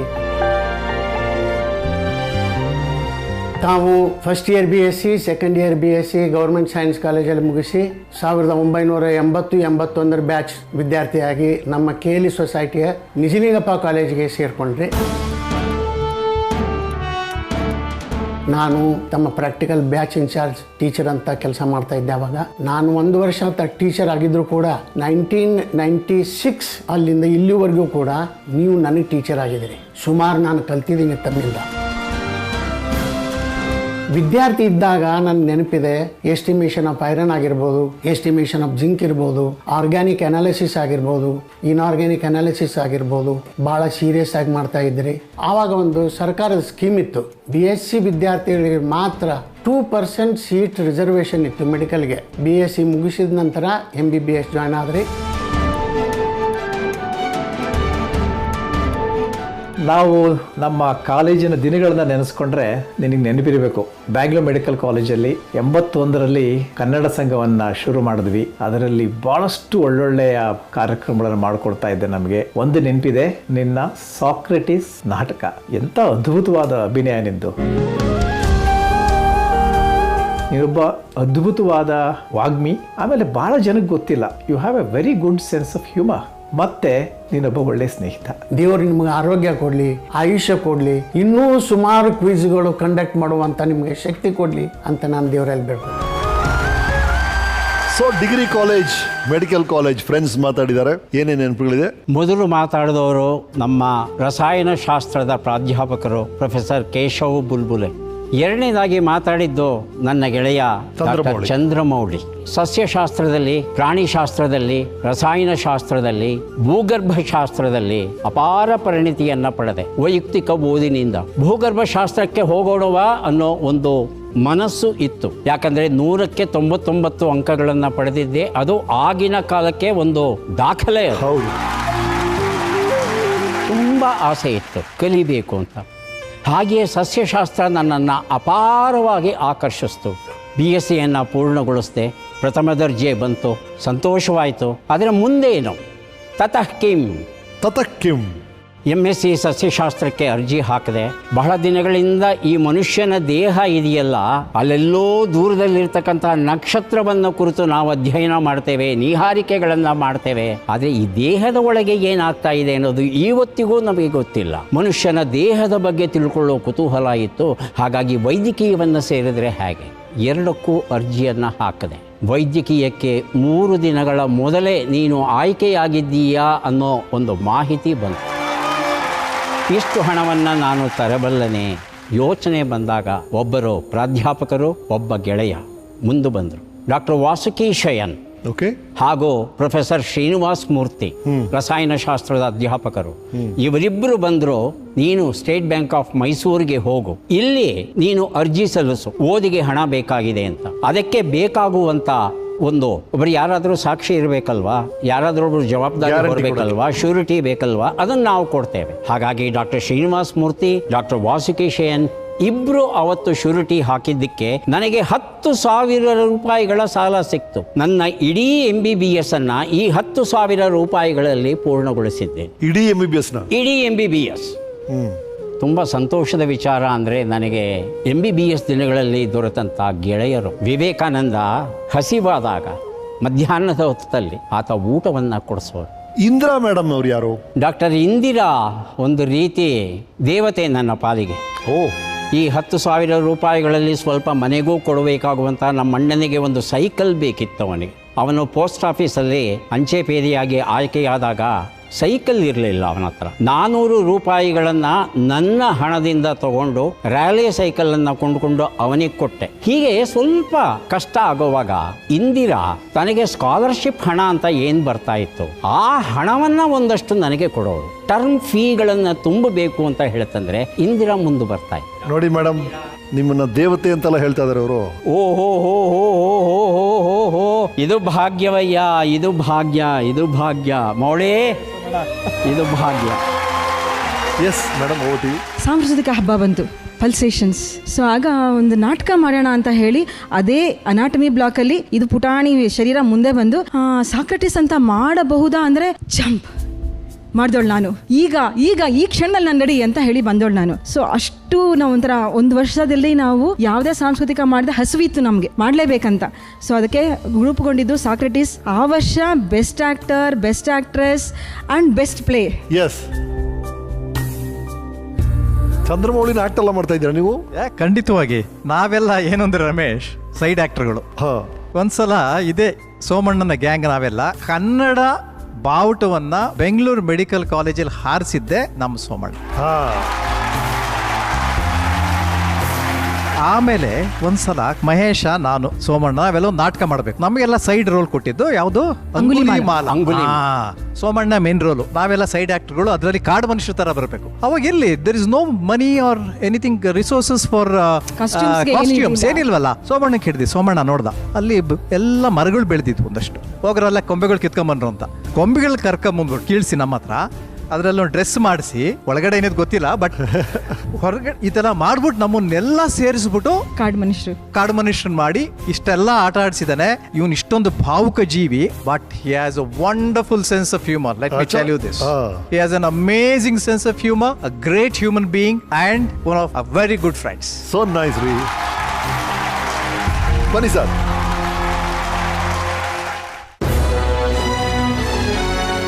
ಮತ್ತೊಮ್ಮೆ ಸ್ವಾಗತ. ಥಟ್ ಅಂತ ಹೇಳಿ ನಾ ಸೋಮೇಶ್ವರ ಜೊತೆ ನಾನು ಮಾತಾಡ್ತಾ ಇದ್ದೀನಿ. ಸರ್, MBBS ಮುಗಿಸ್ತೀರಾ, 1 year ಹೌಸ್ ಸರ್ಜನ್ ಮಾಡಬೇಕಾಗಿರುತ್ತೆ. ಆ ಟೈಮಲ್ಲಿ ಮದುವೆ ಆಗಬೇಕು ಅಂತ ಡಿಸೈಡ್ ಮಾಡ್ತೀರಾ. ಅದಕ್ಕೊಂದು ಬಹಳ ಬಲವಾದ ಕಾರಣ ಇತ್ತಂತೆ, ಏನಾಯ್ತು? ಹೌದು, MBBS ಅನ್ನು ಪೂರ್ಣಗೊಳಿಸಿ ಆನಂತರ ಸ್ನಾತಕೋತ್ತರ ಶಿಕ್ಷಣವನ್ನು ಪಡೀಬೇಕು ಅನ್ನೋ ಆಸೆ ಇತ್ತು ನನಗೆ. ಆದರೆ ಈ ಸಂದರ್ಭದಲ್ಲಿ ನನ್ನ ತಾಯಿಗೆ ಕ್ಯಾನ್ಸರ್ ಆಗಿದೆ ಅನ್ನೋ ವಿಚಾರ ಗೊತ್ತಾಯಿತು. ರಮೇಶ್, ತಂದೆ ತಾಯಂದಿರು, ಮುಖ್ಯವಾಗಿ ತಾಯಂದಿರು ತಮ್ಮ ಆರೋಗ್ಯವನ್ನು ಮಕ್ಕಳ ಜೊತೆ ಹಂಚಿಕೊಳ್ಳಲೇಬೇಕು. ನಮ್ಮ ಮನೆಯಲ್ಲಿ ಹೆಣ್ಣು ದಿಕ್ಕಿಲ್ಲ, ಹಾಗಾಗಿ ಆಕೆ ತನ್ನ ನೋವನ್ನು ಹಂಚ್ಕೊಳ್ಳೋಕ್ಕಾಗಲೇ ಇಲ್ಲ. ಆ ಕ್ಯಾನ್ಸರ್ 4ನೇ ಹಂತವನ್ನು 4th ಸ್ಟೇಜನ್ನು ತಲುಪಿದಾಗ ನನಗೇನೋ ಒಂದು ತೊಂದರೆ ಇದೆ ಅಂತ ಹೇಳಿದಾಗ ಅವರನ್ನು ಕರ್ಕೊಂಡು ಹೋಗಿ ಆಸ್ಪತ್ರೆಗೆ ಕಿದ್ವಾಯಲ್ಲಿ ತೋರಿಸಿ ಚಿಕಿತ್ಸೆಯನ್ನು ಕೊಡೋಕ್ಕೆ ಪ್ರಯತ್ನ ಪಟ್ಟಾಗ ತೀರಾ ತಡವಾಗಿತ್ತು. ಹಾಗಾಗಿ ಆಕೆಯ ಕೊನೆಯ ದಿನಗಳು ಸ್ವಲ್ಪ ಮಟ್ಟಿಗಾದರೂ ನೆಮ್ಮದಿಯಿಂದ ಇರಲಿ ಅನ್ನೋ ದೃಷ್ಟಿಯಿಂದ ನಾನು ಹಠಾತ್ತನೆ ಮದುವೆ ಆಗಬೇಕಾಗಿ ಬಂತು. ಇನ್ನೂ ಹೌಸ್ಮನ್ಶಿಪ್ ಮುಗಿದಿಲ್ಲ, ಆಗಲೇ ಮದುವೆ ಆಗಬೇಕಾಗಿ ಬಂತು. ರೈಟ್. ಆ ದಿನಗಳ ಬಗ್ಗೆ ನಿಮ್ಮ ಶ್ರೀಮತಿಯವರು ಏನು ಹೇಳ್ತಾರೆ ನೋಡೋಣ. ಹಾಯ್ ರೀ, ನಾನು ರೀ 1979 NMKRV ಕಾಲೇಜಿನ ಸಭಾಂಗಣ ಅಂತರ್ ಕಾಲೇಜು ಚರ್ಚಾ ಸ್ಪರ್ಧೆ ನಡೀತಾ ಇತ್ತು. ಅಲ್ಲಿ ನಮ್ಮಿಬ್ಬರ ಮೊದಲನೇ ಭೇಟಿ. ಅವತ್ತಿನ ದಿನ ನಿಮ್ಮ ಚರ್ಚಾ ಸ್ಪರ್ಧೆಯ ಒಂದು ವೈಖರಿ, ಆಮೇಲೆ ವಿಷಯ ಸಂಗ್ರಹಣೆ, ಇದನ್ನೆಲ್ಲ ನೋಡಿ ನನ್ನ ಮನಸ್ಸು ಕೂಡ ಹೃದಯ ಕೂಡ ನಿಮ್ಮ ಕಡೆ ವಾಲಿತ್ತು. 1986 ನವೆಂಬರ್ 12ನೇ ತಾರೀಕು ನಾವು 7 ವರ್ಷಗಳ ನಂತರ ಮದುವೆ ಆದ್ವಿ. ಅದಕ್ಕಿಂತ ಹೆಚ್ಚಾಗಿ ಸರಳ ವಿವಾಹವನ್ನ ತುಂಬ ಹೃದಯದಿಂದ ನಡೆಸ್ಕೊಟ್ಟವರು ನಿಮ್ಮ ಸ್ನೇಹಿತರು. ನಿಮ್ಮ ಮದುವೆ ಆದಮೇಲೆ ನನಗನ್ಸಿದ್ದು ಈ ವ್ಯಕ್ತಿ ಸಾಂಸಾರಿಕ ಜೀವನಕ್ಕಿಂತ ಅಧಿಕವಾಗಿ ಒಂದು ಸಾಂಸ್ಕೃತಿಕ ಜೀವನವನ್ನ, ಸಾರ್ವಜನಿಕ ಜೀವನವನ್ನ ಇಷ್ಟಪಡೋ ಅಂಥ ವ್ಯಕ್ತಿ ಅನ್ನೋದು. ನಮ್ಮ ಜೀವನದಲ್ಲಿ ಎಷ್ಟೇ ಕಷ್ಟ ಸುಖ ಇರ್ಬೋದು, ನನಗೆ ಅನಿಸಿದ್ದು ನೀವೊಂದು ಗಂಧದ ತುಂಡು. ಆ ಗಂಧದ ಜೊತೆ ಹೋರಾಟ ಅನ್ನೋದು ಇದೆಯಲ್ಲ, ಗುದ್ದಾಟ ಅನ್ನೋದು, ಅದು ತುಂಬ ಅಂದರೆ ಅರ್ಥಪೂರ್ಣವಾದದ್ದು. ಎಷ್ಟೇ ಕಷ್ಟ ಇರ್ಬೋದು, ಆದರೆ ಅರ್ಥಪೂರ್ಣವಾದದ್ದು. ಹಾಗಾಗಿ ನಮ್ಮ ಜೀವನದಲ್ಲಿ ನಾವು ಎಷ್ಟೇ ಕಷ್ಟಪಟ್ಟು ಸಂಸಾರ ಕಟ್ಕೊಂಡ್ರು ಅರ್ಥಪೂರ್ಣವಾಗಿ ಬದುಕಿದ್ದೀವಿ, 4 ಜನರಿಗೆ ಆದರ್ಶವಾಗಿ ಬದುಕಿದ್ದೀವಿ. ಅದು ಸಾಧ್ಯ ಆಗಿದ್ದು ನಿಮ್ಮಿಂದ. ಅದು ಈ ವೀಕೆಂಡ್ ವಿತ್ ರಮೇಶ್ ಕಾರ್ಯಕ್ರಮದ ಈ ಒಂದು ಕುರ್ಚಿಯಲ್ಲಿ ನೀವು ಕುಳಿತಿರೋದು ನೋಡಿದರೆ ನನಗೆ ತುಂಬ ಖುಷಿ ಆಗ್ತಾ ಇದ್ದೀರಿ. ಎಸ್, ಬನ್ನಿ ಬನ್ನಿ ಬನ್ನಿ ಮೇಡಮ್, ರುಕ್ಮಾತಿ ಅವರು ಬಂದಿದ್ದಾರೆ. ನಮಸ್ಕಾರ ಮೇಡಮ್. ನಮಸ್ತೆ. ನಮಸ್ತೆ.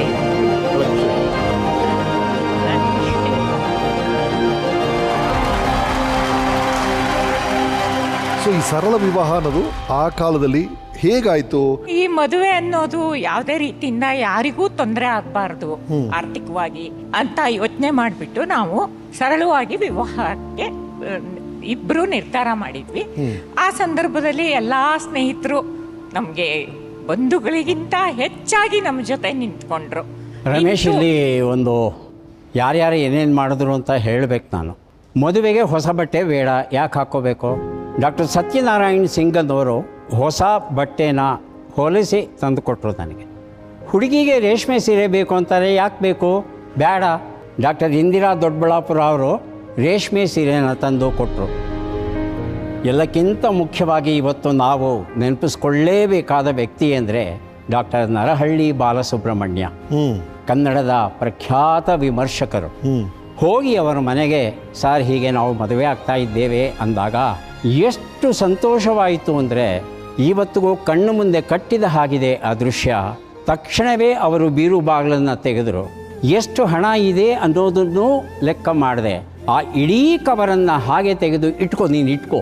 ಸರ್ ಬೇಡ ಸರ್, ಹಣ ಬೇಡ ಸರ್, ನಾವು ಅತ್ಯಂತ ಸರಳವಾಗಿ ಆಗ್ತಾ ಇದ್ದೀವಿ, ಬೇಡ ಸರ್ ಬೇಡ ಸರ್. ಇಲ್ಲಪ್ಪ, ನೀನು ಗೊತ್ತಿಲ್ಲ, ಏನಾದರೂ ಖರ್ಚುಗಳು ಬಂದೇ ಬರುತ್ತೆ ಅಂತ ಸಂದರ್ಭದಲ್ಲಿ ಬೇರೆಯವ್ರನ್ನ ಕೇಳೋ ಬದಲು ನಿಮ್ಮ ಮೇಷ್ಟು ಕೊಟ್ಟ ಹಣ ತಗೋ ನೀನು ಅಂತ ಹೇಳಿ ಜೇಬಿಗಿಟ್ರು. ಮರೀಲಿಕ್ಕೆ ಸಾಧ್ಯ ಇಲ್ಲ. ಸತ್ಯ ಹೇಳಬೇಕು ಅಂದರೆ ಬರೀ ಕೈಯಲ್ಲಿ ಹೋಗಿ ಮದುವೆ ಆಗಿರೋದು. ಈ ಸಂದರ್ಭದಲ್ಲಿ ನಾನು ಒಬ್ಬರನ್ನ ನೆನೆಸ್ಕೊಳಕ್ಕೆ ಇಷ್ಟಪಡ್ತೀನಿ. ಲಿಂಗರಾಜು ಕಾತ್ಯಾಯಿನಿ ಅಂತ. ಇವರ ತುಂಬಾ ಆತ್ಮೀಯ ಸ್ನೇಹಿತ, ಶಾಲಾ ಸ್ನೇಹಿತರವರು, ಪುರುಷೋತ್ತಮ್ ಜೊತೆ ಇದ್ದವರು. ಅವರು ನಮಗೆ ಇವರ ತಂದೆ ತಾಯಿ ಸ್ಥಾನದಲ್ಲಿ ನಿಂತು ದಾರೆ ಏರಿಸ್ಕೊಂಡಿರೋರು. ಅವ್ರನ್ನ ಈ ಸಂದರ್ಭದಲ್ಲಿ ನೆನೆಸ್ಕೋತಾ ಇದ್ದೀನಿ. ಹಾಗೆ ಇನ್ನೊಂದು ಮಾತು ಹೇಳಕ್ಕೆ ಇಷ್ಟಪಡ್ತೀನಿ.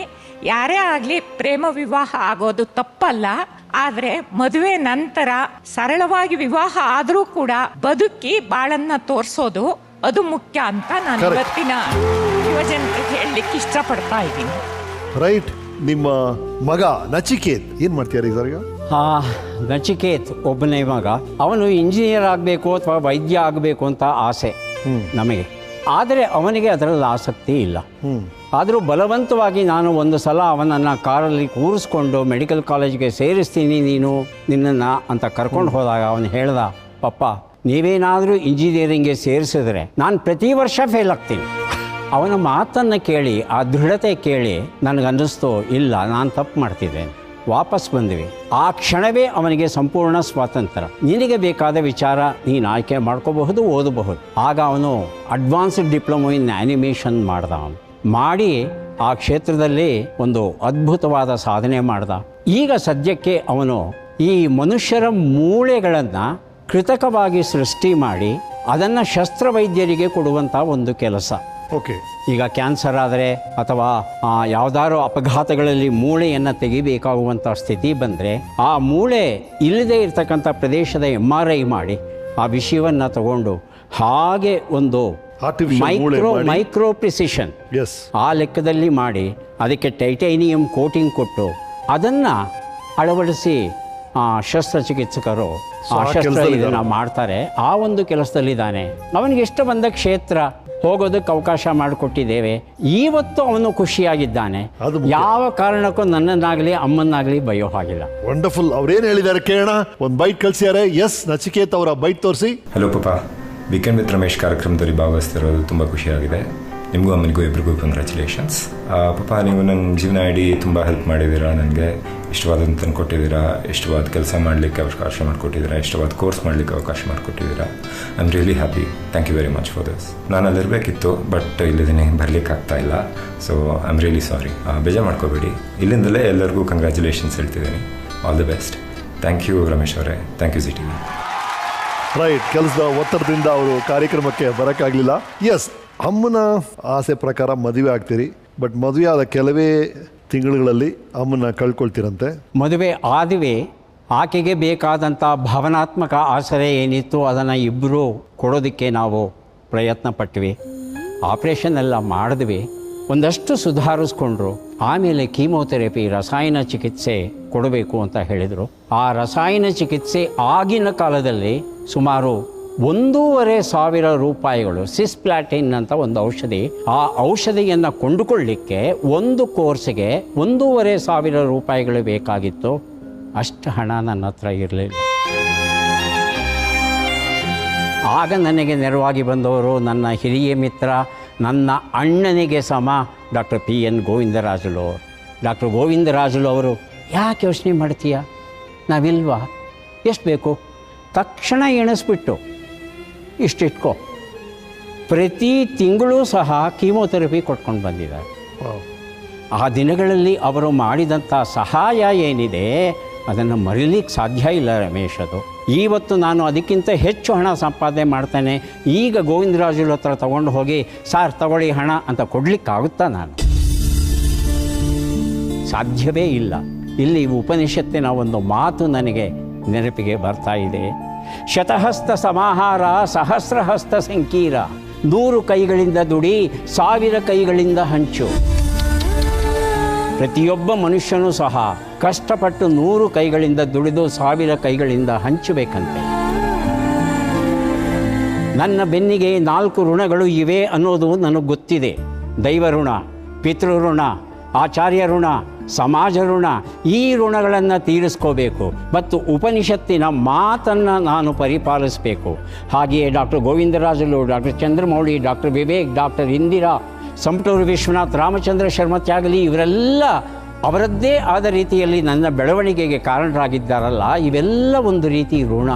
ಈ ಋಣವನ್ನು ತೀರಿಸ್ಕೋಬೇಕಾದರೆ ಸಹಸ್ರ ಹಸ್ತದಿಂದ ಜ್ಞಾನವನ್ನು ಹಂಚಬೇಕು. ಅದೇ ನನ್ನ ಬದುಕಿನ ಏಕೈಕ ಉದ್ದೇಶ. ಸಾಯುವ ಕೊನೆಯ ಕ್ಷಣದವರೆಗೂ ಸಹ ಜ್ಞಾನವನ್ನು ಹಂಚ್ತಾ ಹೋಗ್ತೇನೆ. ಹಾಗಾಗಿ ಥಟ್ ಹೇಳಿ ಕಾರ್ಯಕ್ರಮದ ಮೂಲಕ ಇವತ್ತು ಇಷ್ಟು ಇಡೀ ಜಗತ್ತನ್ನು ತಲುಪೋದಕ್ಕೆ ಸಾಧ್ಯವಾಗಿದೆಯಲ್ಲ, ಅದಕ್ಕೆ ಮುಖ್ಯವಾದ ಕಾರಣ ಪೂರ್ವ ಸೂರಿಗಳು, ನನ್ನನ್ನು ಈ ಮಟ್ಟಕ್ಕೆ ತಂದಂಥ ಅಧ್ಯಾಪಕರು ಮತ್ತು ನನ್ನ ಗೆಳೆಯರು. ನೀವು ಗೋವಿಂದರಾಜುಲು ಬಗ್ಗೆ ಮಾತಾಡ್ತಾ ಇದ್ರಿ. ಹೌದು. ರೀಸೆಂಟ್ ಯಾವಾಗ ಮೀಟ್ ಮಾಡಿದ್ರಿ ಅವರನ್ನು? ಇತ್ತೀಚೆಗೆ ಒಂದು ವಾರದ ಹಿಂದೆ ಭೇಟಿಯಾದೆ. ಓಕೆ.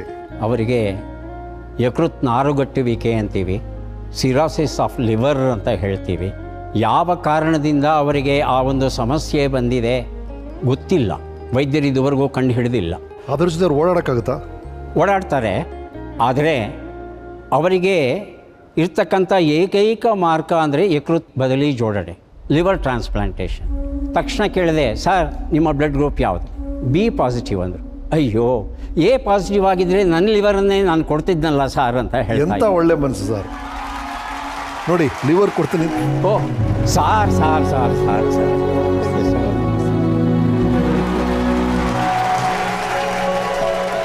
ಲಿವರ್ ಒಂದು ವಿಚಿತ್ರವಾದ ಅಂಗ. ಇದು ಅರ್ಧ ಲಿವರನ್ನು ದಾನವಾಗಿ ಕೊಡ್ತಾರೆ. ಯಾವ ದಾನಿ ಅರ್ಧ ಲಿವರನ್ನು ಕೊಟ್ಬಿಟ್ಟಿದ್ದಾನೋ ಆ ಕೊಟ್ಟಿರ್ತಕ್ಕಂಥ ಉಳಿದ ಲಿವರ್ ಏನಿರುತ್ತೆ ಅದು ಬೆಳ್ಕೊಂಡ್ಬಿಡುತ್ತೆ. ಹೌದು. ಯಾರು ಗ್ರಾಹಿ ರೆಸಿಪಿಯೆಂಟ್ ಅರ್ಧ ಲಿವರನ್ನು ಪಡೆದಿದ್ದಾನೋ ಅದು ಪೂರ್ಣ ಪ್ರಮಾಣದಲ್ಲಿ ಬೆಳ್ಕೊಳ್ಳುತ್ತೆ. ಹಾಗಾಗಿ ಧೈರ್ಯವಾಗಿ ಯಕೃದ್ದಾನವನ್ನು ಮಾಡಬಹುದು, ಹೆದರಬೇಡಿ ಅಂತ ನಾನು ನಮ್ಮ ಜನರಲ್ಲಿ ಕೇಳ್ಕೊತಾ ಇದ್ದೆ. ಬಹಳ ಒಳ್ಳೆ ಸಂದೇಶ ಕೊಟ್ಟಿದ್ದೀರಿ. ರೈಟ್ ಸರ್, ನೀವು ಮಾಡಿದಂಥ ಆರ್ಥಿಕ ಬೆಂಬಲದ ಬಗ್ಗೆ ಸರ್ ಹೇಳ್ತಾ ಇದ್ರು ಈಗ ತಾನೆ, ನಿಮ್ಮ ಋಣ ಹೇಗೆ ತೀರಿಸೋದು ಅಂತ.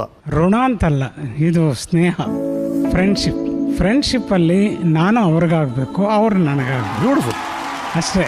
ಅದಕ್ಕೂ ಮೀರಿ ನಾವೇನಾದರೂ ಎಕ್ಸ್ಪೆಕ್ಟ್ ಮಾಡಿದ್ರೆ ಅದು ತಪ್ಪಾಗುತ್ತೆ ಸರ್. ಬ್ಯೂಟಿಫುಲ್. 1993 ಜುಲೈ 1ನೇ ತಾರೀಕು ಡಾಕ್ಟರ್ಸ್ ಡೇ ಅಂತ ಮಾಡ್ತೀವಿ ನಮ್ಮಲ್ಲಿ.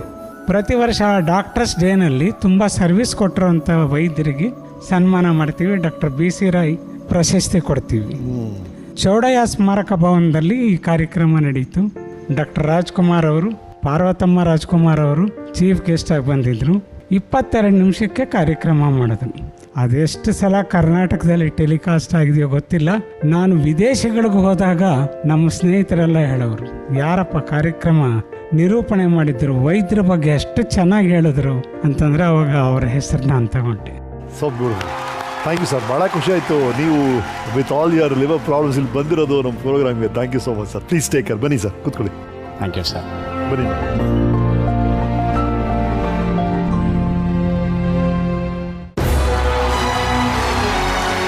ರೈಟ್ ಸರ್, ಡಾಕ್ಟರ್ ಆಗಿದ್ದ ನೀವು ಕರ್ನಾಟಕದ ಮನೆ ಮಾತಾಗ್ತೀರಾ. ನಮ್ಮೆಲ್ರಿಗೂ ಪರಿಚಯ ಆಗಿದ್ದು ನಿಮ್ಮ ತಟ್ ಅಂತ ಹೇಳಿ ಆ ಕಾರ್ಯಕ್ರಮದ ಮೂಲಕ. ಅದು ಹೇಗೆ ಶುರುವಾಯಿತು, ಆ ಟೆಲಿವಿಷನ್ ಜರ್ನಿ ಹೇಗೆ ಶುರುವಾಯಿತು ಸರ್? ಚಂದ್ರಕುಮಾರ್ ಅವರಿಗೆ, ಕಾರ್ಯಕ್ರಮದ ನಿರ್ಮಾಪಕರು, ನನ್ನ ಬಡತನದ ಹಿನ್ನೆಲೆ ಗೊತ್ತಿದ್ದ ಕಾರಣ ಅವರು, ನೀನು ಆರೋಗ್ಯ ಕಾರ್ಯಕ್ರಮಗಳನ್ನು ನಡೆಸ್ಕೊಡು, ತಿಂಗಳಿಗೊಂದು 50 ರೂಪಾಯಿ ಆದರೂ ಸಿಗೋ ಹಾಗೆ ಮಾಡ್ತೇನೆ ಅಂದಾಗ ಒಪ್ಕೊಂಡೆ. ನಿರಂತರವಾಗಿ ಆರೋಗ್ಯ ಕಾರ್ಯಕ್ರಮಗಳನ್ನು ಮಾಡ್ತಾ ಬಂದೆ. ಒಂದು ಘಟ್ಟದಲ್ಲಿ ಪ್ರತಿ ಭಾನುವಾರ ಪ್ರಸಾರ ಆಗ್ತಾ ಇದೆ ಈ ಕಾರ್ಯಕ್ರಮ. ಬುಧವಾರಕ್ಕೆ ಹೋದಾಗ, ಬುಧವಾರ ನಾನು ಬರೋಕ್ಕಾಗಲ್ಲ, ನನ್ನ ವೃತ್ತಿಯಲ್ಲಿ ನಾನು ನಿರತನಾಗಿರ್ತೇನೆ ಅಂದಾಗ, ನಿಮ್ಮನ್ನು ವಾಪಸ್ ಕಳಿಸೋಕ್ಕೆ ನಮಗಿಷ್ಟವಿಲ್ಲ, ನಮ್ಮಲ್ಲಿ ಇಂತಿಂಥ ಕಾರ್ಯಕ್ರಮಗಳಿವೆ, ನಿಮಗೆ ಇಷ್ಟವಾದ ಯಾವುದಾದ್ರು ಕಾರ್ಯಕ್ರಮ ಇದ್ದರೆ ತಗೋಬಹುದು ಅಂತ ಹೇಳಿದ್ರು. ಆಗ ನೋಡಿದೆ, ಅಲ್ಲಿತ್ತು ಕ್ವಿಜ್. ಯಾರೂ ಕ್ವಿಜ್ ನಡೆಸೋಕೆ ಮುಂದೆ ಬಂದಿರಲಿಲ್ಲ. ನಾನು ಮಾಡ್ತೇನೆ, ಏನು ಅನುಭವ ನಿಮಗೆ? ನಾ ಹೇಳಿದೆ, ಕ್ವಿಜ್ ವಿದ್ಯಾರ್ಥಿಯಾಗಿ, ಕ್ವಿಜ್ ಸ್ಪರ್ಧಿಯಾಗಿ ನಾನು ಅನೇಕ ಸ್ಪರ್ಧೆಗಳಲ್ಲಿ ಭಾಗವಹಿಸಿ ಬಹುಮಾನಗಳನ್ನು ಪಡೆದಿದ್ದೇನೆ ಅನ್ನೋ ಮಾತನ್ನು ಹೇಳಿದೆ. ಅಲ್ಲಿಯವರೆಗೆ ದೂರದರ್ಶನದಲ್ಲಿ ಕ್ವಿಜ್ ಅಂದರೆ ಪ್ರಶ್ನೆಗಳನ್ನು ಕಾಗದದಲ್ಲಿ ಬರ್ಕೊಂಬಂದು ಓದಿ ಪ್ರಶ್ನೆಯನ್ನು ಕೇಳ್ತಾ ಇದ್ದರು. ನಾನು ಹೇಳಿದೆ, ಇದು ವಿದ್ಯುನ್ಮಾನ ಮಾಧ್ಯಮ, ದೃಶ್ಯ ಶ್ರವ್ಯ ಎರಡೂ ಇದೆ, ಇವೆರಡರ ಸಂಪೂರ್ಣ ಲಾಭವನ್ನು ಪಡಿಬೇಕು, ನನಗೆ ಸ್ವಲ್ಪ ಅವಕಾಶ ಕೊಡಿ ಅಂತ ಕೇಳಿ ಕಂಪ್ಯೂಟರ್ನ ಕೊಂಡ್ಕೊಂಡ್ಬಂದು ಕಂಪ್ಯೂಟರನ್ನು ಕಲಿತು ಪವರ್ ಪಾಯಿಂಟನ್ನು ಉಪಯೋಗಿಸ್ಕೊಂಡು ಅದರಲ್ಲೇ ಒಂದು ವಿನ್ಯಾಸ ಇರುತ್ತಲ್ಲ, ಆ ವಿನ್ಯಾಸವನ್ನು, ಟೆಂಪ್ಲೇಟನ್ನು ತಯಾರು ಮಾಡಿ ಅದನ್ನು ತಗೊಂಡೋಗಿ ಶ್ರೀಮತಿ ಉಷಾ ಕಿಣಿ ಅಂತ ಅವರು ಕ್ವಿಝನ್ನು ನಡೆಸ್ತಾ ಇದ್ರು. ಅವರು ಕೊಟ್ಟಾಗ ಅವರಿಗೆ ಬಹಳ ಸಂತೋಷವಾಯಿತು. ಯಾಕಂದರೆ ಇದು ದೃಶ್ಯ ಮಾಧ್ಯಮ, ಸರಿ ಹೋಗುತ್ತೆ. ಎಂಜಿನಿಯರ್ಗಳನ್ನು ಕರೆಸಿದ್ರು, ಎಲ್ಲರೂ ಒಟ್ಟು ಕೂತ್ಕೊಂಡ್ವು. ಎಂಜಿನಿಯರ್ ಒಂದಷ್ಟು ಸಲಹೆಗಳನ್ನು ಕೊಟ್ಟರು. ಆ ಪವರ್ ಪಾಯಿಂಟ್ ಪ್ರೆಸೆಂಟೇಷನ್ ಇತ್ತು, ಸಾಕಷ್ಟು ಸುಧಾರಣೆ ಆಯಿತು. ನೇರವಾಗಿ ಶುರು ಮಾಡಿದ್ವಿ ಕಾರ್ಯಕ್ರಮ. ರೈಟ್, ಇವತ್ತು 4,000ಕ್ಕೂ ಹೆಚ್ಚು ಸಂಚಿಕೆಗಳಾಗಿದೆ. ಆ ತಟ್ ಅಂತ ಹೇಳಿ ಬಗ್ಗೆ ವೀಕೆಂಡ್ ಟೆಂಟ್ ಏನು ಹೇಳುತ್ತೆ ನೋಡಿ. ಅಂತ ಹೇಳಿ ಕಾರ್ಯಕ್ರಮ 21 ವರ್ಷಗಳಲ್ಲಿ 4,450ಕ್ಕೂ ಹೆಚ್ಚು ಸಂಚಿಕೆಗಳನ್ನ ಪೂರೈಸಿದ. ಆತ್ಮೀಯ ವೀಕ್ಷಕರೇ, ಈ ಥಟ್ ಅಂತ ಹೇಳಿ ಕಾರ್ಯಕ್ರಮ ದೂರದರ್ಶನ ಚಂದನದ ಅತ್ಯಂತ ಕನ್ನಡದ ಸಂಸ್ಕೃತಿಯನ್ನ ಮನೆ ಮನೆಗೂ ದರ್ಶನ ಮಾಡ್ತಕ್ಕಂತಹ ಕಾರ್ಯಕ್ರಮ ಇದೆ. 15,000ಕ್ಕೂ ಹೆಚ್ಚು ಸ್ಪರ್ಧಿಗಳು ಈ ಕಾರ್ಯಕ್ರಮದಲ್ಲಿ ಭಾಗವಹಿಸಿದ್ದಾರೆ. 50,000ಕ್ಕೂ ಹೆಚ್ಚು ಪ್ರಶ್ನೆಗಳನ್ನ ಕೇಳಲಾಗಿದೆ. 50,000ಕ್ಕೂ ಹೆಚ್ಚು ಪುಸ್ತಕಗಳನ್ನ ಬಹುಮಾನವಾಗಿ ನೀಡಲಾಗಿದೆ. ಇಷ್ಟೆಲ್ಲ ಸಾಧನೆ ಮಾಡಿರೋ ನಮ್ಮ ಕನ್ನಡದ ಈ ಹೆಮ್ಮೆಯ ಕಾರ್ಯಕ್ರಮ ಲಿಮ್ಕಾ ಬುಕ್ ಆಫ್ ರೆಕಾರ್ಡ್ನಲ್ಲಿ ದಾಖಲಾಗಿದೆ. ಇಷ್ಟು ದೊಡ್ಡ ಸಾಧನೆಯ ಹಿಂದಿರುವ ಶಕ್ತಿ ಕ್ವಿಜ್ ಮಾಸ್ಟರ್ ಡಾಕ್ಟರ್ ನಾ ಸೋಮೇಶ್ವರ್ ಸರ್. ಸೇಂಟ್ ಜೋಸೆಫ್ ಕಾಲೇಜಿನಲ್ಲಿ ಕನ್ನಡ ಸಂಘ ಮಾಡಿ ಅಂತರ್ ಕಾಲೇಜ್ ಸ್ಪರ್ಧೆಗಳನ್ನು ಏರ್ಪಡಿಸ್ತಾ ಇದೆ ಪ್ರತಿ ವರ್ಷವೂ. ಆ ಸ್ಪರ್ಧೆಗಳಿಗೆ ನೀವು ಬರ್ತಾ ಇದ್ರಿ, ಚರ್ಚಾ ಸ್ಪರ್ಧೆಗೆ, ಭಾಷಣ ಸ್ಪರ್ಧೆಗೆ. ನಿಮ್ಮ ಅಸ್ಖಲಿತವಾದ ವಾಣಿ, ನಿಖರವಾದ ಭಾಷಾ ಪ್ರಯೋಗ, ಅವನ್ನು ನಾನು ಆವತ್ತೇ ಮೆಚ್ಚಿಕೊಂಡಿದ್ದೆ. ಸೈಲೆಂಟ್ ಆಗಿದ್ದುಕೊಂಡು ಎಲ್ಲೂ ಯಾರಿಗೂ ಕೂಡ ವಿಸಿಬಿಲಿಟಿ ಜಾಸ್ತಿ ಕಾಣಿಸ್ತಾ ಇದ್ರು ಕೂಡ ದೊಡ್ಡ ಕ್ರಾಂತಿಯನ್ನೇ ಈ ಕರ್ನಾಟಕ ರಾಜ್ಯದಲ್ಲಿ ಮಾಡಿದ್ದೀರಾ. ಒಂದು ದಾಖಲೆಯನ್ನ ನಿರ್ಮಿಸಿದ್ದೀರಾ. ಕ್ವಿಜ್ ಮುಖೇನ ಬಂದು 4,500 ಹತ್ತತ್ರ ನಿಮ್ಮ ಈ ತಟ್ಟಂತ ಹೇಳಿ ಕಾರ್ಯಕ್ರಮ ಮಾಡಕ್ಕೆ ಎಷ್ಟೋ ಪುಸ್ತಕಗಳು ಓದಬೇಕಾಗುತ್ತೆ. ಓದಿರೋದಷ್ಟೇ ಅಲ್ಲ, ಜ್ಞಾಪಕ ಇಟ್ಕೋಬೇಕು. ಜ್ಞಾಪಕ ಇಟ್ಕೊಳ್ಳೋದಷ್ಟೇ ಅಲ್ಲ, ಸಂದರ್ಭೋಚಿತವಾಗಿ ಪ್ರಶ್ನೆಗಳು ಮತ್ತು ಉತ್ತರ ಮತ್ತು ಅದಕ್ಕೆ ವ್ಯಾಖ್ಯಾನಗಳನ್ನು ಮಾಡಬೇಕಲ್ಲ. ಬಹಳ ಸಂತೋಷ. ಇಲ್ಲಿವರೆಗೆ ನಾನು ಅಂದ್ಕೊಂಡಿದ್ದೆ ಪ್ರಶ್ನೆ ಕೇಳೋದು ಸುಲಭ, ಉತ್ತರ ಹೇಳೋದು ಕಷ್ಟ ಅಂತ. ಈ ಸೋಮೇಶ್ವರವ್ರನ್ನ ನೋಡಿದ ಮೇಲೆ ನನಗೆ ಅನಿಸುತ್ತೆ ಪ್ರಶ್ನೆ ಕೇಳೋದೇ ಕಷ್ಟ, ಉತ್ತರ ಹೇಳೋದಕ್ಕೆ ಅವರು ಕೆಲವು ಸುಳಿವುಗಳನ್ನು ಕೊಡ್ತಾರೆ. ಆದರೆ ಇವರು ಅಷ್ಟೊಂದು ಪ್ರಶ್ನೆಗಳನ್ನು ಪ್ರತಿ ಸಾಲಿ ಹುಡುಕ್ಬೇಕಲ್ಲ, ಎಷ್ಟು ಶ್ರಮ ವಹಿಸಿರ್ಬೋದು ಈ ವ್ಯಕ್ತಿ ಅಂತ ನೋಡಿದಾಗ ಭಾಳ ಅಚ್ಚರಿ ಅನಿಸುತ್ತೆ ಮತ್ತು ಅಷ್ಟೇ ಗೌರವ ಬರುತ್ತೆ. ಕನ್ನಡದ ಅಭಿಮಾನ ಎಲ್ಲರಿಗೂ ಇರುತ್ತೆ, ನನಗೂ ಇದೆ. ಆದರೆ ನಿಮ್ಮಷ್ಟು ಯಾರಿಗೂ ಇಲ್ಲ. ನಿಮ್ಮ ಈ ಕನ್ನಡದ ಬಗ್ಗೆ ಸಾಧನೆ, ವಿಜ್ಞಾನದ ಬಗ್ಗೆ ಸಾಧನೆ ಹೀಗೆ ಮುಂದುವರಿಯಲಿ. ನಮಗೆ ನಿಮ್ಮಿಂದ ಸಾಕಷ್ಟು ವಿಚಾರಗಳು ತಿಳಿಯುವಂತಾಗಲಿ ಅಂತ ಈ ಸಂದರ್ಭದಲ್ಲಿ ಹಾರೈಸ್ತಾ ಇದ್ದೀನಿ.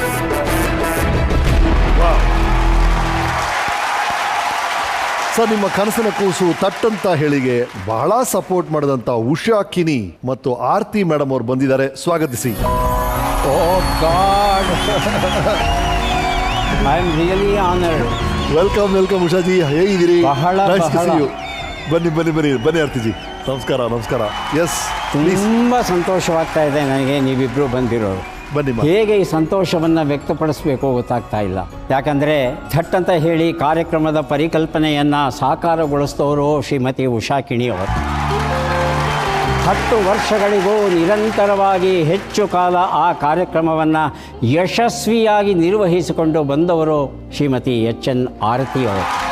ಇವರಿಬ್ಬರನ್ನು ಮರೆಯಲಿಕ್ಕೆ ಸಾಧ್ಯವೇ ಇಲ್ಲ. ಥಟ್ ಅಂತ ಹೇಳಿ ಮನೆಗಳಲ್ಲಿ ಮನಗಳಲ್ಲಿ ಇವತ್ತು ಸ್ಥಾಪಿತವಾಗಿದೆ ಅಂದರೆ ಇವರು ಕಾರಣ. ಹಾಗಾಗಿ ಇಬ್ಬರಿಗೂ ಕೃತಜ್ಞತೆಗಳು. Thank you sir. Yes Ushaji, your thoughts? ನಮ್ಮ ಹತ್ರ ಒಬ್ಬರು ರೆಡಿಮೇಡ್ ಕ್ವಿಸ್ ಮಾಸ್ಟರ್ ಇದ್ದಾಗ ಅದಕ್ಕಿಂತ ಏನ್ ಬೇಕು? ರಸಪ್ರಶ್ನೆ ಕಾರ್ಯಕ್ರಮ ತುಂಬಾ ಕಡಿಮೆನೇ ಬರುತ್ತೆ. ಈವನ್ ನಾವು 20 ವರ್ಷ ಹಿಂದೆ ಅಂತೂ ಇಟ್ ವಾಸ್ ಅ ಚಾಲೆಂಜ್. ಆ ಚಾಲೆಂಜ್ ಬಗ್ಗೆ ಮಾತಾಡಿದ್ರೆ ನಾನು ಒಂದು ಇಡೀ ಪುಸ್ತಕನೇ ಬರಿಬಹುದು. ಅದರಲ್ಲಿ quiz masters role is very very important. So ನಾವು ಇದು ಮಾಡಬೇಕು ಅಂತ ಅನ್ಸ್ಬೇಕಾದ್ರೆ ಯಾರು ಕ್ವಿಸ್ ಮಾಸ್ಟರ್ ಅಂದ್ರೆ ಥಟ್ ಅಂತ ಒಂದೇ ಒಬ್ಬರದೇ ಹೆಸರು.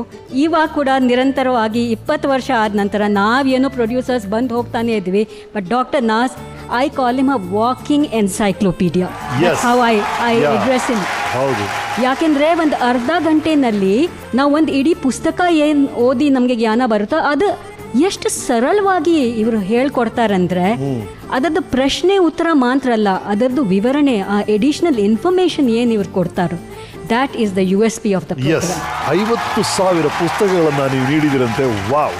ಎಸ್ ಆರ್ತಿಜಿ. ಟಿವಿ ಬಂದ ಮೇಲೆ ಪುಸ್ತಕ ಓದೋದು ಕಡಿಮೆ ಆಯ್ತು ಅನ್ನೋಂಥ ಒಂದು ಕೂಗು ಅವಾಗ ಬರ್ತಾ ಇತ್ತು. ನಾನು ಹೇಳ್ತಾ ಇರೋದು 20 ವರ್ಷದ ಹಿಂದೆ. ಅವಾಗ ಮುಳ್ಳನ್ನ ಮುಳ್ಳಿಂದಾನೇ ತೆಗಿಬೇಕಲ್ವಾ? ಹಾಗಾಗಿ ಟಿವಿ ಮೂಲಕನೇ ಪುಸ್ತಕನ ಇಂಟ್ರೊಡ್ಯೂಸ್ ಮಾಡಿದ್ರೆ, ಟಿವಿ ಮೂಲಕನೇ ಇಂಥ ಪುಸ್ತಕ ಓದ್ರಪ್ಪ ಅಂತ ಹೇಳಿದ್ರೆ ಆ ಒಂದು ಯೋಜನೆ ಕೂಡ ಈ ಕಾರ್ಯಕ್ರಮದಲ್ಲಿ ನಮ್ಮ ಜೊತೆ ಸೇರಿಕೊಳ್ತು. ರೈಟ್. ನಮ್ಮ ತಟ್ ಅಂತ ಹೇಳಿ ನಾಯಕರಿಲ್ಲಿದ್ದಾರೆ, ಪ್ರೊಡ್ಯೂಸರ್ಸ್ ಇಲ್ಲಿದ್ದಾರೆ, ಇಬ್ಬರು ಸ್ಪರ್ಧಿಗಳಿಲ್ಲಿದ್ದಾರೆ. ಹಾಗಾಗಿ ಅದನ್ನ ಹಾಗೆ ರೀಕ್ರಿಯೇಟ್ ಮಾಡೋಣ. ಬನ್ನಿ, ಲೆಟ್ಸ್ ಎಂಜಾಯ್ ದ ಶೋ. ಬನ್ನಿ ಮ್ಯಾಮ್.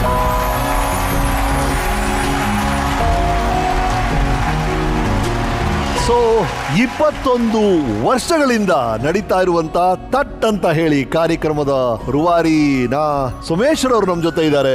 ಅದರ ಪ್ರೊಡ್ಯೂಸರ್ ಉಷಾ ಅವರು, ಆರ್ತಿ ಅವರು ಇಲ್ಲಿದ್ದಾರೆ. ಮೇಡಮ್, ಆಕ್ಷನ್ ಅಂತ ಹೇಳಿ ವೀಕೆಂಡ್ ವಿತ್ ರಮೇಶ್ ವೇದಿಕೆ ಮೇಲೆ ಆ ತಟ್ ಅಂತ ಹೇಳಿ ಕಾರ್ಯಕ್ರಮವನ್ನ ರೀಕ್ರಿಯೇಟ್ ಮಾಡೋಣ. Roll VTR. Up sound and action.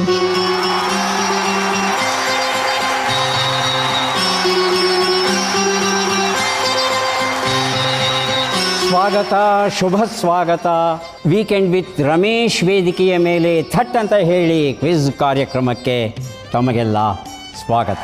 ಧನ್ಯವಾದಗಳು. ಕಾರ್ಯಕ್ರಮದ ಮೊದಲ ಪುಸ್ತಕ ಮತ್ತು ಮೊದಲ ಪ್ರಶ್ನೆ ಪ್ರೊಫೆಸರ್ ಬಿಪಿನ್ ಚಂದ್ರ ಅವರು ಬರೆದ ಆಧುನಿಕ ಭಾರತದ ಇತಿಹಾಸ ಮೂಲ ಕೃತಿಯನ್ನು ಕನ್ನಡಕ್ಕೆ ಅನುವಾದ ಮಾಡಿದ್ದಾರೆ ಡಾಕ್ಟರ್ HS ಗೋಪಾಲ್ ರಾವ್ ಅವರು. ಈ ಪುಸ್ತಕ ನಿಮಗೆ ದೊರೆಯಬೇಕಾದ್ರೆ ನಮ್ಮ ಪ್ರಶ್ನೆಗೆ ಉತ್ತರ ಕೊಡಬೇಕು. ಪ್ರಶ್ನೆ ಈ ರೀತಿ ಇದೆ: ಸಿಂಧೂ ಸರಸ್ವತಿ ಸಂಸ್ಕೃತಿಯನ್ನು ಕಟ್ಟಿದವರಲ್ಲಿ ಕನ್ನಡ ನಾಡಿನ ಬುಡಕಟ್ಟಿನವರೂ ಸಹ ಒಬ್ಬರು ಆಗಿದ್ದರು ಅನ್ನೋದಕ್ಕೆ ಪುರಾವೆ ಏನು? ಚಿನ್ನ. ಬಜರ್ ಒತ್ತುಬಿಟ್ಟು ಯಾವತ್ತೂ ಉತ್ತರ ಕೊಡಿ, ಹಾಗೆ ಉತ್ತರ ಕೊಡಬೇಡಿ. ಆಯ್ಕೆಗಳು ಬರೋದಕ್ಕೆ ಮೊದಲೇ ಚಿನ್ನ ಅಂತ ಹೇಳಿದ್ದಾರೆ. ಡಾಕ್ಟರ್ ಚಂದ್ರಮೌಳಿ, ಆಯ್ಕೆಗಳು ಬೇಕಾ? ಉತ್ತರ ಕೊಡ್ತೀರಾ? ಆಯ್ಕೆಗಳನ್ನ ಹೇಳಿ. ಆಯ್ಕೆಗಳು ಬೇಕು ಅಂತಿದ್ದಾರೆ. ಶ್ರೀಗಂಧ ಮತ್ತು ಚಿನ್ನ 2 ಆಯ್ಕೆಗಳಿವೆ. ತಮ್ಮ ಆಯ್ಕೆ? ಚಿನ್ನ ಅಂತ ಹೇಳಿದಾರಾಗ್ಲೇನೆ. ಚಿನ್ನ. ಹೆಣ್ಣು ಮಕ್ಕಳಿಗೆ ಚಿನ್ನ ಅಂದ್ರೆ ಇಷ್ಟಪ್ಪ ಹೇಳ್ಬಿಟ್ಟಿದ್ದಾರೆ. ನೀ ಹೇಳು ಯಾವ್ದು ಸರಿಯಾದದ್ದು? ಅದು ಚಿನ್ನನೇ. ಚಿನ್ನ ಅಂತ ಹೇಳ್ತಾ ಇದ್ದಾರೆ. ಸರಿಯಾದ ಉತ್ತರ ಚಿನ್ನ. ಆಯ್ಕೆಗಳು ಬರೋದಕ್ಕೆ ಮೊದಲೇ ಸರಿಯಾದ ಉತ್ತರ ಕೊಟ್ಟಿದ್ದಾರೆ ಡಾಕ್ಟರ್ ಇಂದಿರಾ ಅವರು. ಆಧುನಿಕ ಭಾರತದ ಇತಿಹಾಸ ಈ ಕೃತಿಯ ಜೊತೆ ಇನ್ನೂ ಒಂದು ಪುಸ್ತಕ, ಪ್ರೀತಿಯಿಂದ ರಮೇಶ್, ಯಶಸ್ಸಿನ ಸರಳ ಸೂತ್ರಗಳು, ಈ ಒಂದು ಪುಸ್ತಕವನ್ನು ಕೊಡ್ತಾ ಇದ್ದೇವೆ. ಈಗ ಒಗಟುಗಳ ಲೋಕಕ್ಕೆ ನಾವು ಬರ್ತಾ ಇದ್ದೇವೆ. ಸ್ವಲ್ಪ ಪೇಪರು ಪೆನ್ನು ತಗೊಳ್ಳಿ, ಗಮನವಿಟ್ಟು ಕೇಳಿ, ನಿಧಾನಕ್ಕೆ ಓದಿ ಹೇಳ್ತೇನೆ. ಒಂದು ಗಿಣಿ ಭತ್ತದ ಗದ್ದೆಯಲ್ಲಿ ಕೂತಿದೆ, ಕಾಳುಗಳ ಮೇಲೆ ಅಂದರೆ ತೆನೆಯ ಮೇಲೆ. ಒಂದಷ್ಟು ಗಿಣಿಗಳು ಹಾರು ಬಂತು. ಆಗ ಈ ಗಿಣಿ ಕೇಳ್ತಂತೆ, ನೀವೆಷ್ಟು ಜನ ಬಂದಿದ್ದೀರಿ ಅಂತ. ಆಗ ಆ ಗಿಣಿಗಳ ನಾಯಕ ಹೇಳ್ತಂತೆ, ಆ ಗಿಣಿ ಏನು ಹೇಳ್ತು ಅಂತ ಈಗ ನಾನು ಹೇಳ್ತಿದ್ದೀನಿ, ಗಮನ ಇಟ್ಟು ಕೇಳಿ. ನಾವು ನಮ್ಮಷ್ಟು, ನಮ್ಮರ್ಧ, ನಮ್ಮ ಕಾಲು ಅಂದರೆ ಕಾಲು ಭಾಗ, ನಮ್ಮ ಕಾಲು ಹಾಗೂ ನೀನು ಸೇರಿದರೆ 100 ಮಂದಿ ಆಗ್ತೇವೆ. ಹಾಗಾದರೆ ನಾವೆಷ್ಟು ಮಂದಿ ಬಂದಿದ್ದೇವೆ ಅನ್ನೋದನ್ನು ನೀನು ಹೇಳು ಅಂತ ಹೇಳುತ್ತಂತೆ ಆ ವಲಸೆ ಬಂದ ಗಿಡಿ. ಆಯ್ಕೆಗಳು ಬೇಕು ಅಂದರೆ ಕೊಡ್ತೇನೆ, ಇಲ್ಲ ಅಂದರೆ ಲೆಕ್ಕ ಮಾಡ್ತೇವೆ ಅಂದ್ರೂ ಅವಕಾಶ ಉಂಟು. ಆಯ್ಕೆಗಳು ಬೇಕು ಅಂತ ಹೇಳ್ತಾ ಇದ್ದಾರೆ. ಮೊದಲನೇ ಸಂಖ್ಯೆ 36, ಎರಡನೇ ಸಂಖ್ಯೆ 46. ಯಾವುದೋ ಒಂದನ್ನು ಆಯ್ಕೆ ಮಾಡೋ ಹಾಗಿಲ್ಲ. ನಿಮ್ಮ ಉತ್ತರಕ್ಕೆ ಸರಿಯಾದ ವಿವರಣೆಯನ್ನು ಕೊಡಬೇಕಾಗುತ್ತೆ. 100 ಆಗ್ಬೇಕಾದ್ರೆ 46 ಆಗಬೇಕು.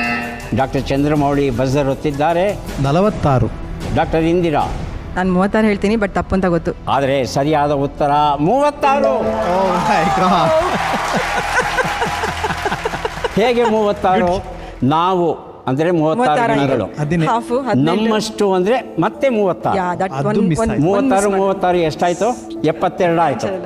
ಅದಾದ ಮೇಲೆ ನಮ್ಮ ಅರ್ಧ 18. 36 ಅರ್ಧ 18, 9 ಪ್ಲಸ್ 1 90 ಆಯ್ತಾ? ಆಮೇಲೆ ನಮ್ಮ ಕಾಲು 36ರಲ್ಲಿ ಕಾಲು ಭಾಗ 9 ಆಯ್ತು. ಅಲ್ಲಿಗೆ 99 ಆಯ್ತು. ಜೊತೆಗೆ ನೀನು ಸೇರಿದ್ರೆ ನಾವು 100 ಮಂದಿ. ನಮ್ಮ ಜಾನಪದ ಕವಿಗಳು ಇದ್ದಾರಲ್ಲ, ಎಂತೆಂತಹ ಒಗಟುಗಳನ್ನು ರಚಿಸಿದ್ದಾರೆ ಅಂದರೆ ಆಶ್ಚರ್ಯ ಆಗುತ್ತದೆ. ಈ ಅದ್ಭುತವಾದ ಸಂಪತ್ತನ್ನು ನಮ್ಮ ಮಕ್ಕಳು ಕಳ್ಕೊತಾ ಇದ್ದಾರೆ. ನಮ್ಮ ಮಕ್ಕಳು ಕಳ್ಕೊಳ್ಳೋದಕ್ಕೆ ಕಾರಣ ನಾವು. ನಮ್ಮ ಮಕ್ಕಳಿಗೆ ಕನ್ನಡ ಗಾದೆಗಳನ್ನು, ಕನ್ನಡ ಒಗಟುಗಳನ್ನು, ಕನ್ನಡ ನುಡಿಗಟ್ಟುಗಳನ್ನು, ಕನ್ನಡ ಬಾಲಗೀತೆಗಳನ್ನು, ಕನ್ನಡ ನಾಡಿನ ಬಗ್ಗೆ ಒಂದಷ್ಟು ಮಾಹಿತಿಯನ್ನು ಕೊಡೋದಕ್ಕೆ ಹಿಂದೆ ಬೀಳ್ತಾ ಇದ್ದೇವೆ ನಾವು. ಇಂಗ್ಲೀಷನ್ನು ಕಲಿಸಿ ನಾನು ಬೇಡ ಅನ್ನೋಲ್ಲ. ಇಂಗ್ಲೀಷರಿಗಿಂತಲೂ ಚೆನ್ನಾಗಿ ಇಂಗ್ಲೀಷನ್ನು ಕಲಿಸಿ ಅಂತಹ ವ್ಯವಸ್ಥೆ ಮಾಡಿ ಸ್ವಾಗತ. ಆದರೆ ಕನ್ನಡವನ್ನು ಮರಿಬೇಡಿ. ಮಕ್ಕಳು, ಹೆತ್ತವರು ಕನ್ನಡದಲ್ಲೇ ತಮ್ಮ ಭಾವನೆಗಳನ್ನು ವಿನಿಮಯ ಮಾಡ್ಕೋಬೇಕು. ಹೊಸಲು ದಾಟಿ ಹೊರಗಡೆ ಹೋದ್ರ ಯಾವ ಭಾಷೆ ಬೇಕಾದರೂ ಮಾತನಾಡಿ. ಬದುಕನ್ನು ನೀಡುವ ಭಾಷೆ ಇಂಗ್ಲೀಷ್ ಅಂತ ನೀವು ಭಾವಿಸೋದಾದರೆ ಖಂಡಿತ ಬಳಸಿ. ಆದರೆ ತಾಯಿ ನುಡಿಯನ್ನು, ಮಾತೃಭಾಷೆಯನ್ನು ಮರಿಬೇಡಿ. ಆ ಸಂಸ್ಕೃತಿ ಉಳಿಬೇಕು ಅಂದರೆ ದಯವಿಟ್ಟು ಕನ್ನಡವನ್ನು ಕಲಿಸಿ ನಿಮ್ಮ ಮಕ್ಕಳಿಗೆ. ಕೊನೆಯ ಸುತ್ತಿಗೆ ನಾವೀಗ ಬರ್ತಾ ಇದ್ದೇವೆ. ರಮೇಶ್, ನೀವು ಬರ್ತೀರಾ? ಬನ್ನಿ. ಎಸ್ ಬಿಡಿ. ರೂಲ್ಸ್ ಬ್ರೋಕನ್ ಹೇಳಿ ಸರ್. ತುಂಬ ಸೊಗಸಾದ ಕೃತಿ, ಸನ್ಯಾಸಿ ಮತ್ತು ಇತರ ಕಥೆಗಳು, ಕುವೆಂಪು ಅವರು ಬರೆದಂಥ ಕೃತಿ ಈಗ ನಾವು ಕೊಡ್ತಾ ಇದ್ದೇವೆ. ಕ್ರೀಡೆಗೆ ಸಂಬಂಧಪಟ್ಟದ್ದು.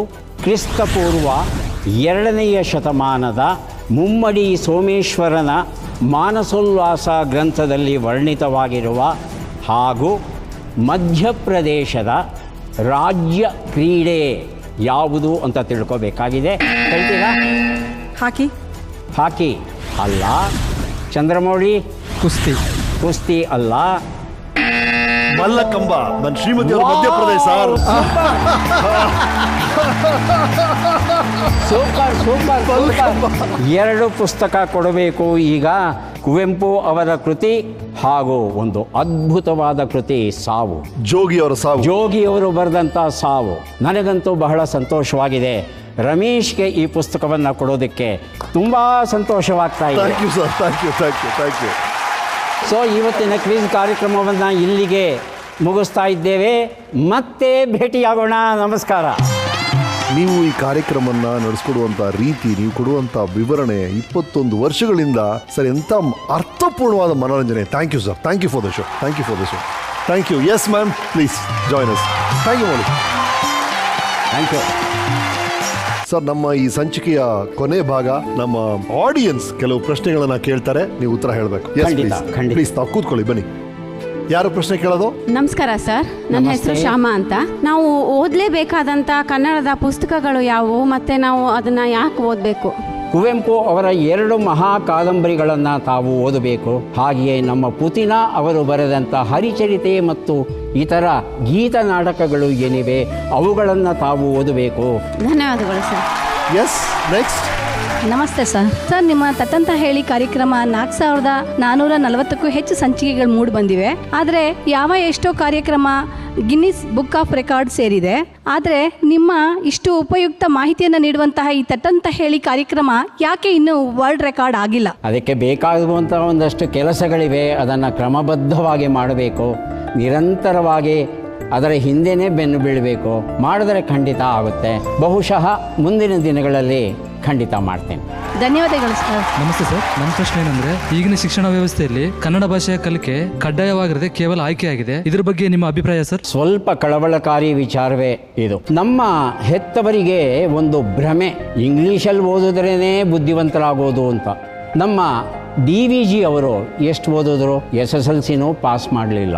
ಆದರೆ ಇವತ್ತು ಅವರು ಎಂತಹ ಪ್ರತಿಭಾವಂತರು ಅಂದರೆ ಕನ್ನಡದ ಭಗವದ್ಗೀತೆ ಅನ್ನೋ ಕೃತಿಗಳನ್ನು ಕೊಟ್ಟಿದ್ದಾರೆ. ಹಾಗಾಗಿ ಮನೆಯಲ್ಲಿ ನಾವು ಭಾಷೆಯನ್ನು ಹೇಗೆ ಕಲಿಸ್ತೇವೆ, ಈ ಭಾಷೆಯ ಬಗ್ಗೆ ಪ್ರೀತಿಯನ್ನು ಹೇಗೆ ಬೆಳೆಸ್ತೇವೆ, ಇದು ಬಹಳ ಮುಖ್ಯ ಆಗುತ್ತೆ. ಧನ್ಯವಾದಗಳು ಸರ್. ಓಕೆ, ಧನ್ಯವಾದಗಳು. Thank you sir. ನಿಮ್ಮ ಇಡೀ ಲೈಫ್ ಜರ್ನಿಯನ್ನು ಶಾರ್ಟ್ ಅಂಡ್ ಸ್ವೀಟ್ ಆಗಿ ತೋರ್ಸಕ್ಕೆ ಪ್ರಯತ್ನ ಪಟ್ಟಿದ್ದೀವಿ. ಓವರ್ ಆಲ್ ಏನು ಅನಿಸ್ತು? ಮತ್ತೆ DVG ಅವರ ಒಂದು ಕಗ್ಗವನ ಹೇಳಬೇಕಾಗುತ್ತೆ. ಉಪ್ಪಿಷ್ಟು, ಹುಳಿ ಇಷ್ಟು, ಸಿಹಿ ಖಾರವಿಷ್ಟಿಷ್ಟು, ಷಡ್ರಸ ಭೋಜನ ಅಂತ ಕೇಳಿದ್ದೀರಾ? ಆ ಷಡ್ರಸ ಭೋಜನವನ್ನ ಆಸ್ವಾದಿಸದ ಹಾಗೆ ಆಗ್ತದೆ. ಧನ್ಯವಾದಗಳು ಸರ್. ನಮ್ಮ ಅದೇ 3 ಪ್ರಶ್ನೆಗಳು. ಮೊದಲನೇದು, ಸಾರಿ ಕೇಳಬೇಕು ಅಂದ್ರೆ ಯಾರ ಹತ್ರ ಸಾರಿ ಕೇಳಬೇಕು? ಅಮ್ಮನ್ನ. ನನ್ನನ್ನು ಇಷ್ಟೆಲ್ಲ ಬೆಳೆಸಿದ್ಲಲ್ಲ, ನಾನು ಚೆನ್ನಾಗಿ ಹಣ ದುಡಿಯುವಂಥ ಕಾಲಕ್ಕೆ ಆಕೆ ಇರಲಿಲ್ಲ. ಆಕೆಯನ್ನು ತುಂಬ ಚೆನ್ನಾಗಿ ನೋಡ್ಕೋಬೇಕು ಅನ್ನೋ ಆಸೆ ಇತ್ತು. ಆ ಆಸೆ ಕೈಗೂಡಲಿಲ್ಲ. ಇದಕ್ಕೆ ಕಾರಣ ಯಾರು ನನಗೆ ಗೊತ್ತಿಲ್ಲ. ಆದರೆ ನೀನು ನನಗೆ ಕೊಟ್ಟಂಥ ಪ್ರೀತಿಗೆ ಬದಲಾಗಿ ನಾನು ಏನೂ ಕೊಡೋಕ್ಕಾಗಲಿಲ್ಲ, ನಿನಗೆ ಕ್ಷಮಿಸು ಅಮ್ಮ ಅಂತ ಈ ಒಂದು ಸ್ಥಾನದಲ್ಲಿ ಕುಳಿತು ಕೇಳ್ತಾ ಇದ್ದೆ. ಧನ್ಯವಾದಗಳನ್ನು ಹೇಳಬೇಕು ಅಂದ್ರೆ ಯಾರು ಹೇಳ್ತೀರಿ? ಧನ್ಯವಾದಗಳು ಲೆಕ್ಕವೇ ಇಲ್ಲ. ಹೆತ್ತವರಿಗೆ ಮೊದಲು ಧನ್ಯವಾದ. ನನ್ನ ಮಡದಿ ಮತ್ತು ಮಗನಿಗೆ ಧನ್ಯವಾದ. ಪಾಠವನ್ನು ಕಲಿಸಿಕೊಟ್ಟ ಅಧ್ಯಾಪಕರೊಳಗೆ ಧನ್ಯವಾದ. ಕಷ್ಟ ಕಾಲದಲ್ಲಿ ಕೈ ಹಿಡಿದ ಗೆಳೆಯರಿಗೆ ಧನ್ಯವಾದ. ಥಟ್ ಅಂತ ಹೇಳಿ ಕಾರ್ಯಕ್ರಮವನ್ನು ಜಾಗತಿಕ ಮಟ್ಟದಲ್ಲಿ ಕೊಂಡೊಯ್ದಂಥ ದೂರದರ್ಶನ ಕೇಂದ್ರದ ಎಲ್ಲ ನಿರ್ದೇಶಕರಿಗೆ, ಮುಖ್ಯವಾಗಿ ನಮ್ಮ ಈ ಜನತೆಗೆ ನಾನು ಸದಾ ಕಾಲಕ್ಕೂ ಕೃತಜ್ಞನಾಗಿರ್ತೇನೆ. Thank you very much. Right sir. Any confession? ಏನಾದ್ರು ಪಾಪ ಪ್ರಜ್ಞೆ ನಿಮ್ಮನ್ನು ಕಾಡ್ತಾ ಇದೆಯಾ? ನೋ. ಪ್ರಜ್ಞಾಪೂರ್ವಕವಾಗಿ ನಾನು ಯಾವುದೇ ತಪ್ಪನ್ನು ಮಾಡಿಲ್ಲ. ಹಾಗಾಗಿ ಕನ್ಫೆಷನ್, ಪಾಪ ನಿವೇದನೆ ಅದು ನನ್ನಿಂದ ಬಹಳ ಬಹಳ ದೂರ. Yes sir. ನಮ್ಮ ಸ್ಪಾನ್ಸರರ್ಸ್ ನಿಮಗೆ ಕೆಲವು ಗಿಫ್ಟ್ಸ್ನ ಕಳಿಸಿದ್ದಾರೆ. ತಗೊಂಬನ್ನಿ ಪ್ಲೀಸ್. ಪರಿಶ್ರಮ ನೀಟ್ ಅಕಾಡೆಮಿ ಅವ್ರ ಕಡೆಯಿಂದ ಈ luxury gift hamper, cycle pure agarbatti ಅವರು ಈ ಗಿಫ್ಟ್ ಹ್ಯಾಂಪರ್ ಕಳಿಸಿದ್ದಾರೆ. ಅಗರಬತ್ತಿ ಅಂದ್ರೆ ಸೈಕಲ್ ಅಂತ ಹೇಳ್ತಾರೆ. ಆಸ್ ಯೂಶುವಲ್ ನಿಮ್ಮ ಭಾವಚಿತ್ರವನ್ನ ಅಗರಬತ್ತಿಗಳ ಮೂಲಕ ರೂಪಿಸಿ ಕೊಟ್ಟಿದ್ದಾರೆ ಸೈಕಲ್ ಬ್ರ್ಯಾಂಡ್ ಅವರು. ತುಂಬ ಚೆನ್ನಾಗಿದೆ. Thank you sir. GRB ತುಪ್ಪ ಕಡೆಯಿಂದ ಈ ಗಿಫ್ಟ್ ಹ್ಯಾಂಪರ್. ನಮ್ಮ ಟರ್ಬೋ ಸ್ಟೀಲ್ ಅವರು ಸ್ಪೆಷಲ್ ಸರ್ಪ್ರೈಸ್ ಗಿಫ್ಟ್ ಕಳಿಸಿದ್ದಾರೆ. ಅಮೃತ್ ಧೋನಿ ಅವರು ಕಳಿಸಿರುವಂತಹ ಗಿಫ್ಟ್ ಹ್ಯಾಂಪರ್ ತಮಗಾಗಿ. ಕೊನೆಯದಾಗಿ ನಮ್ಮ ನಿಪಾನ್ ಬ್ಲಾಬಿಗೆ ನಿಮ್ಮ ಬ್ಯೂಟಿಫುಲ್ ಆಟೋಗ್ರಾಫ್ ಬೇಕಾಗಿದೆ. ಡಾಕ್ಟರ್ ನಾ ಸೋಮೇಶ್ವರ್ ಅವ್ರ ಕಡೆಯಿಂದ ಸಿಗ್ತಾ ಇದೆ ನಿಪಾನ್ ಬ್ಲಾಬಿಗೆ beautiful autograph.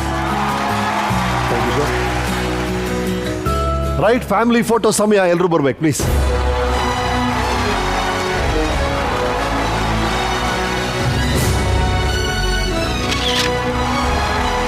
Thank you all, thank you very much. ನಡೆದಾಡುವ ಗ್ರಂಥಾಲಯ ಡಾಕ್ಟರ್ ನಾ ಸೋಮೇಶ್ವರ್ ಅವರ ಕುಟುಂಬದವರು, ಆತ್ಮೀಯರು ಎಲ್ಲರೂ ಸಿಕ್ಕಿದ್ದಾರೆ ಒಂದೇ ಫೋಟೋ ಫ್ರೇಮಲ್ಲಿ. ಈ ಫೋಟೋ ಸೇರುತ್ತೆ ನಮ್ಮ Nippon paint wall of fame. Right, ನಮ್ಮ ಸೋಮೇಶ್ವರ್ ಅವರ ಮಾತುಗಳು, ಅವರ ವ್ಯಕ್ತಿತ್ವವನ್ನು ಗಮನಿಸಿದ್ರಲ್ಲ. ಈಗ ನೀವು ತಟ್ ಅಂತ ಹೇಳಿ, ವ್ಯಕ್ತಿತ್ವದ ವಿಕಾಸನೆಗೆ ಶಾರ್ಟ್ ಕಟ್ ಅಂದ್ರೆ ಉತ್ತರ ಏನು? ಎ, ಪುಸ್ತಕಗಳನ್ನು ಓದಿ. ಬಿ, ಪುಸ್ತಕಗಳನ್ನು ಓದಿ. ಸಿ, ಪುಸ್ತಕಗಳನ್ನು ಓದಿ. ಡಿ, ಪುಸ್ತಕಗಳನ್ನು ಓದಿ. ಅದರ ಕಡೆ ಗಮನ ಕೊಡಿ. So this is Nippon paint weekend with Ramesh season 5, co-powered by Amrut noni gastrin, Dabur red toothpaste, special partner Parishrama NEET academy, GRB ತುಪ್ಪ, prayer partner cycle pure agarbatti, steel partner turbo steel, LP STMT bar, associate sponsor Volkswagen Virtus, iBaco, digital streaming partner ZEE5. ಮುಂದಿನ weekend ಅಲ್ಲಿ ಸಿಗೋಣ. ಸೀಸು.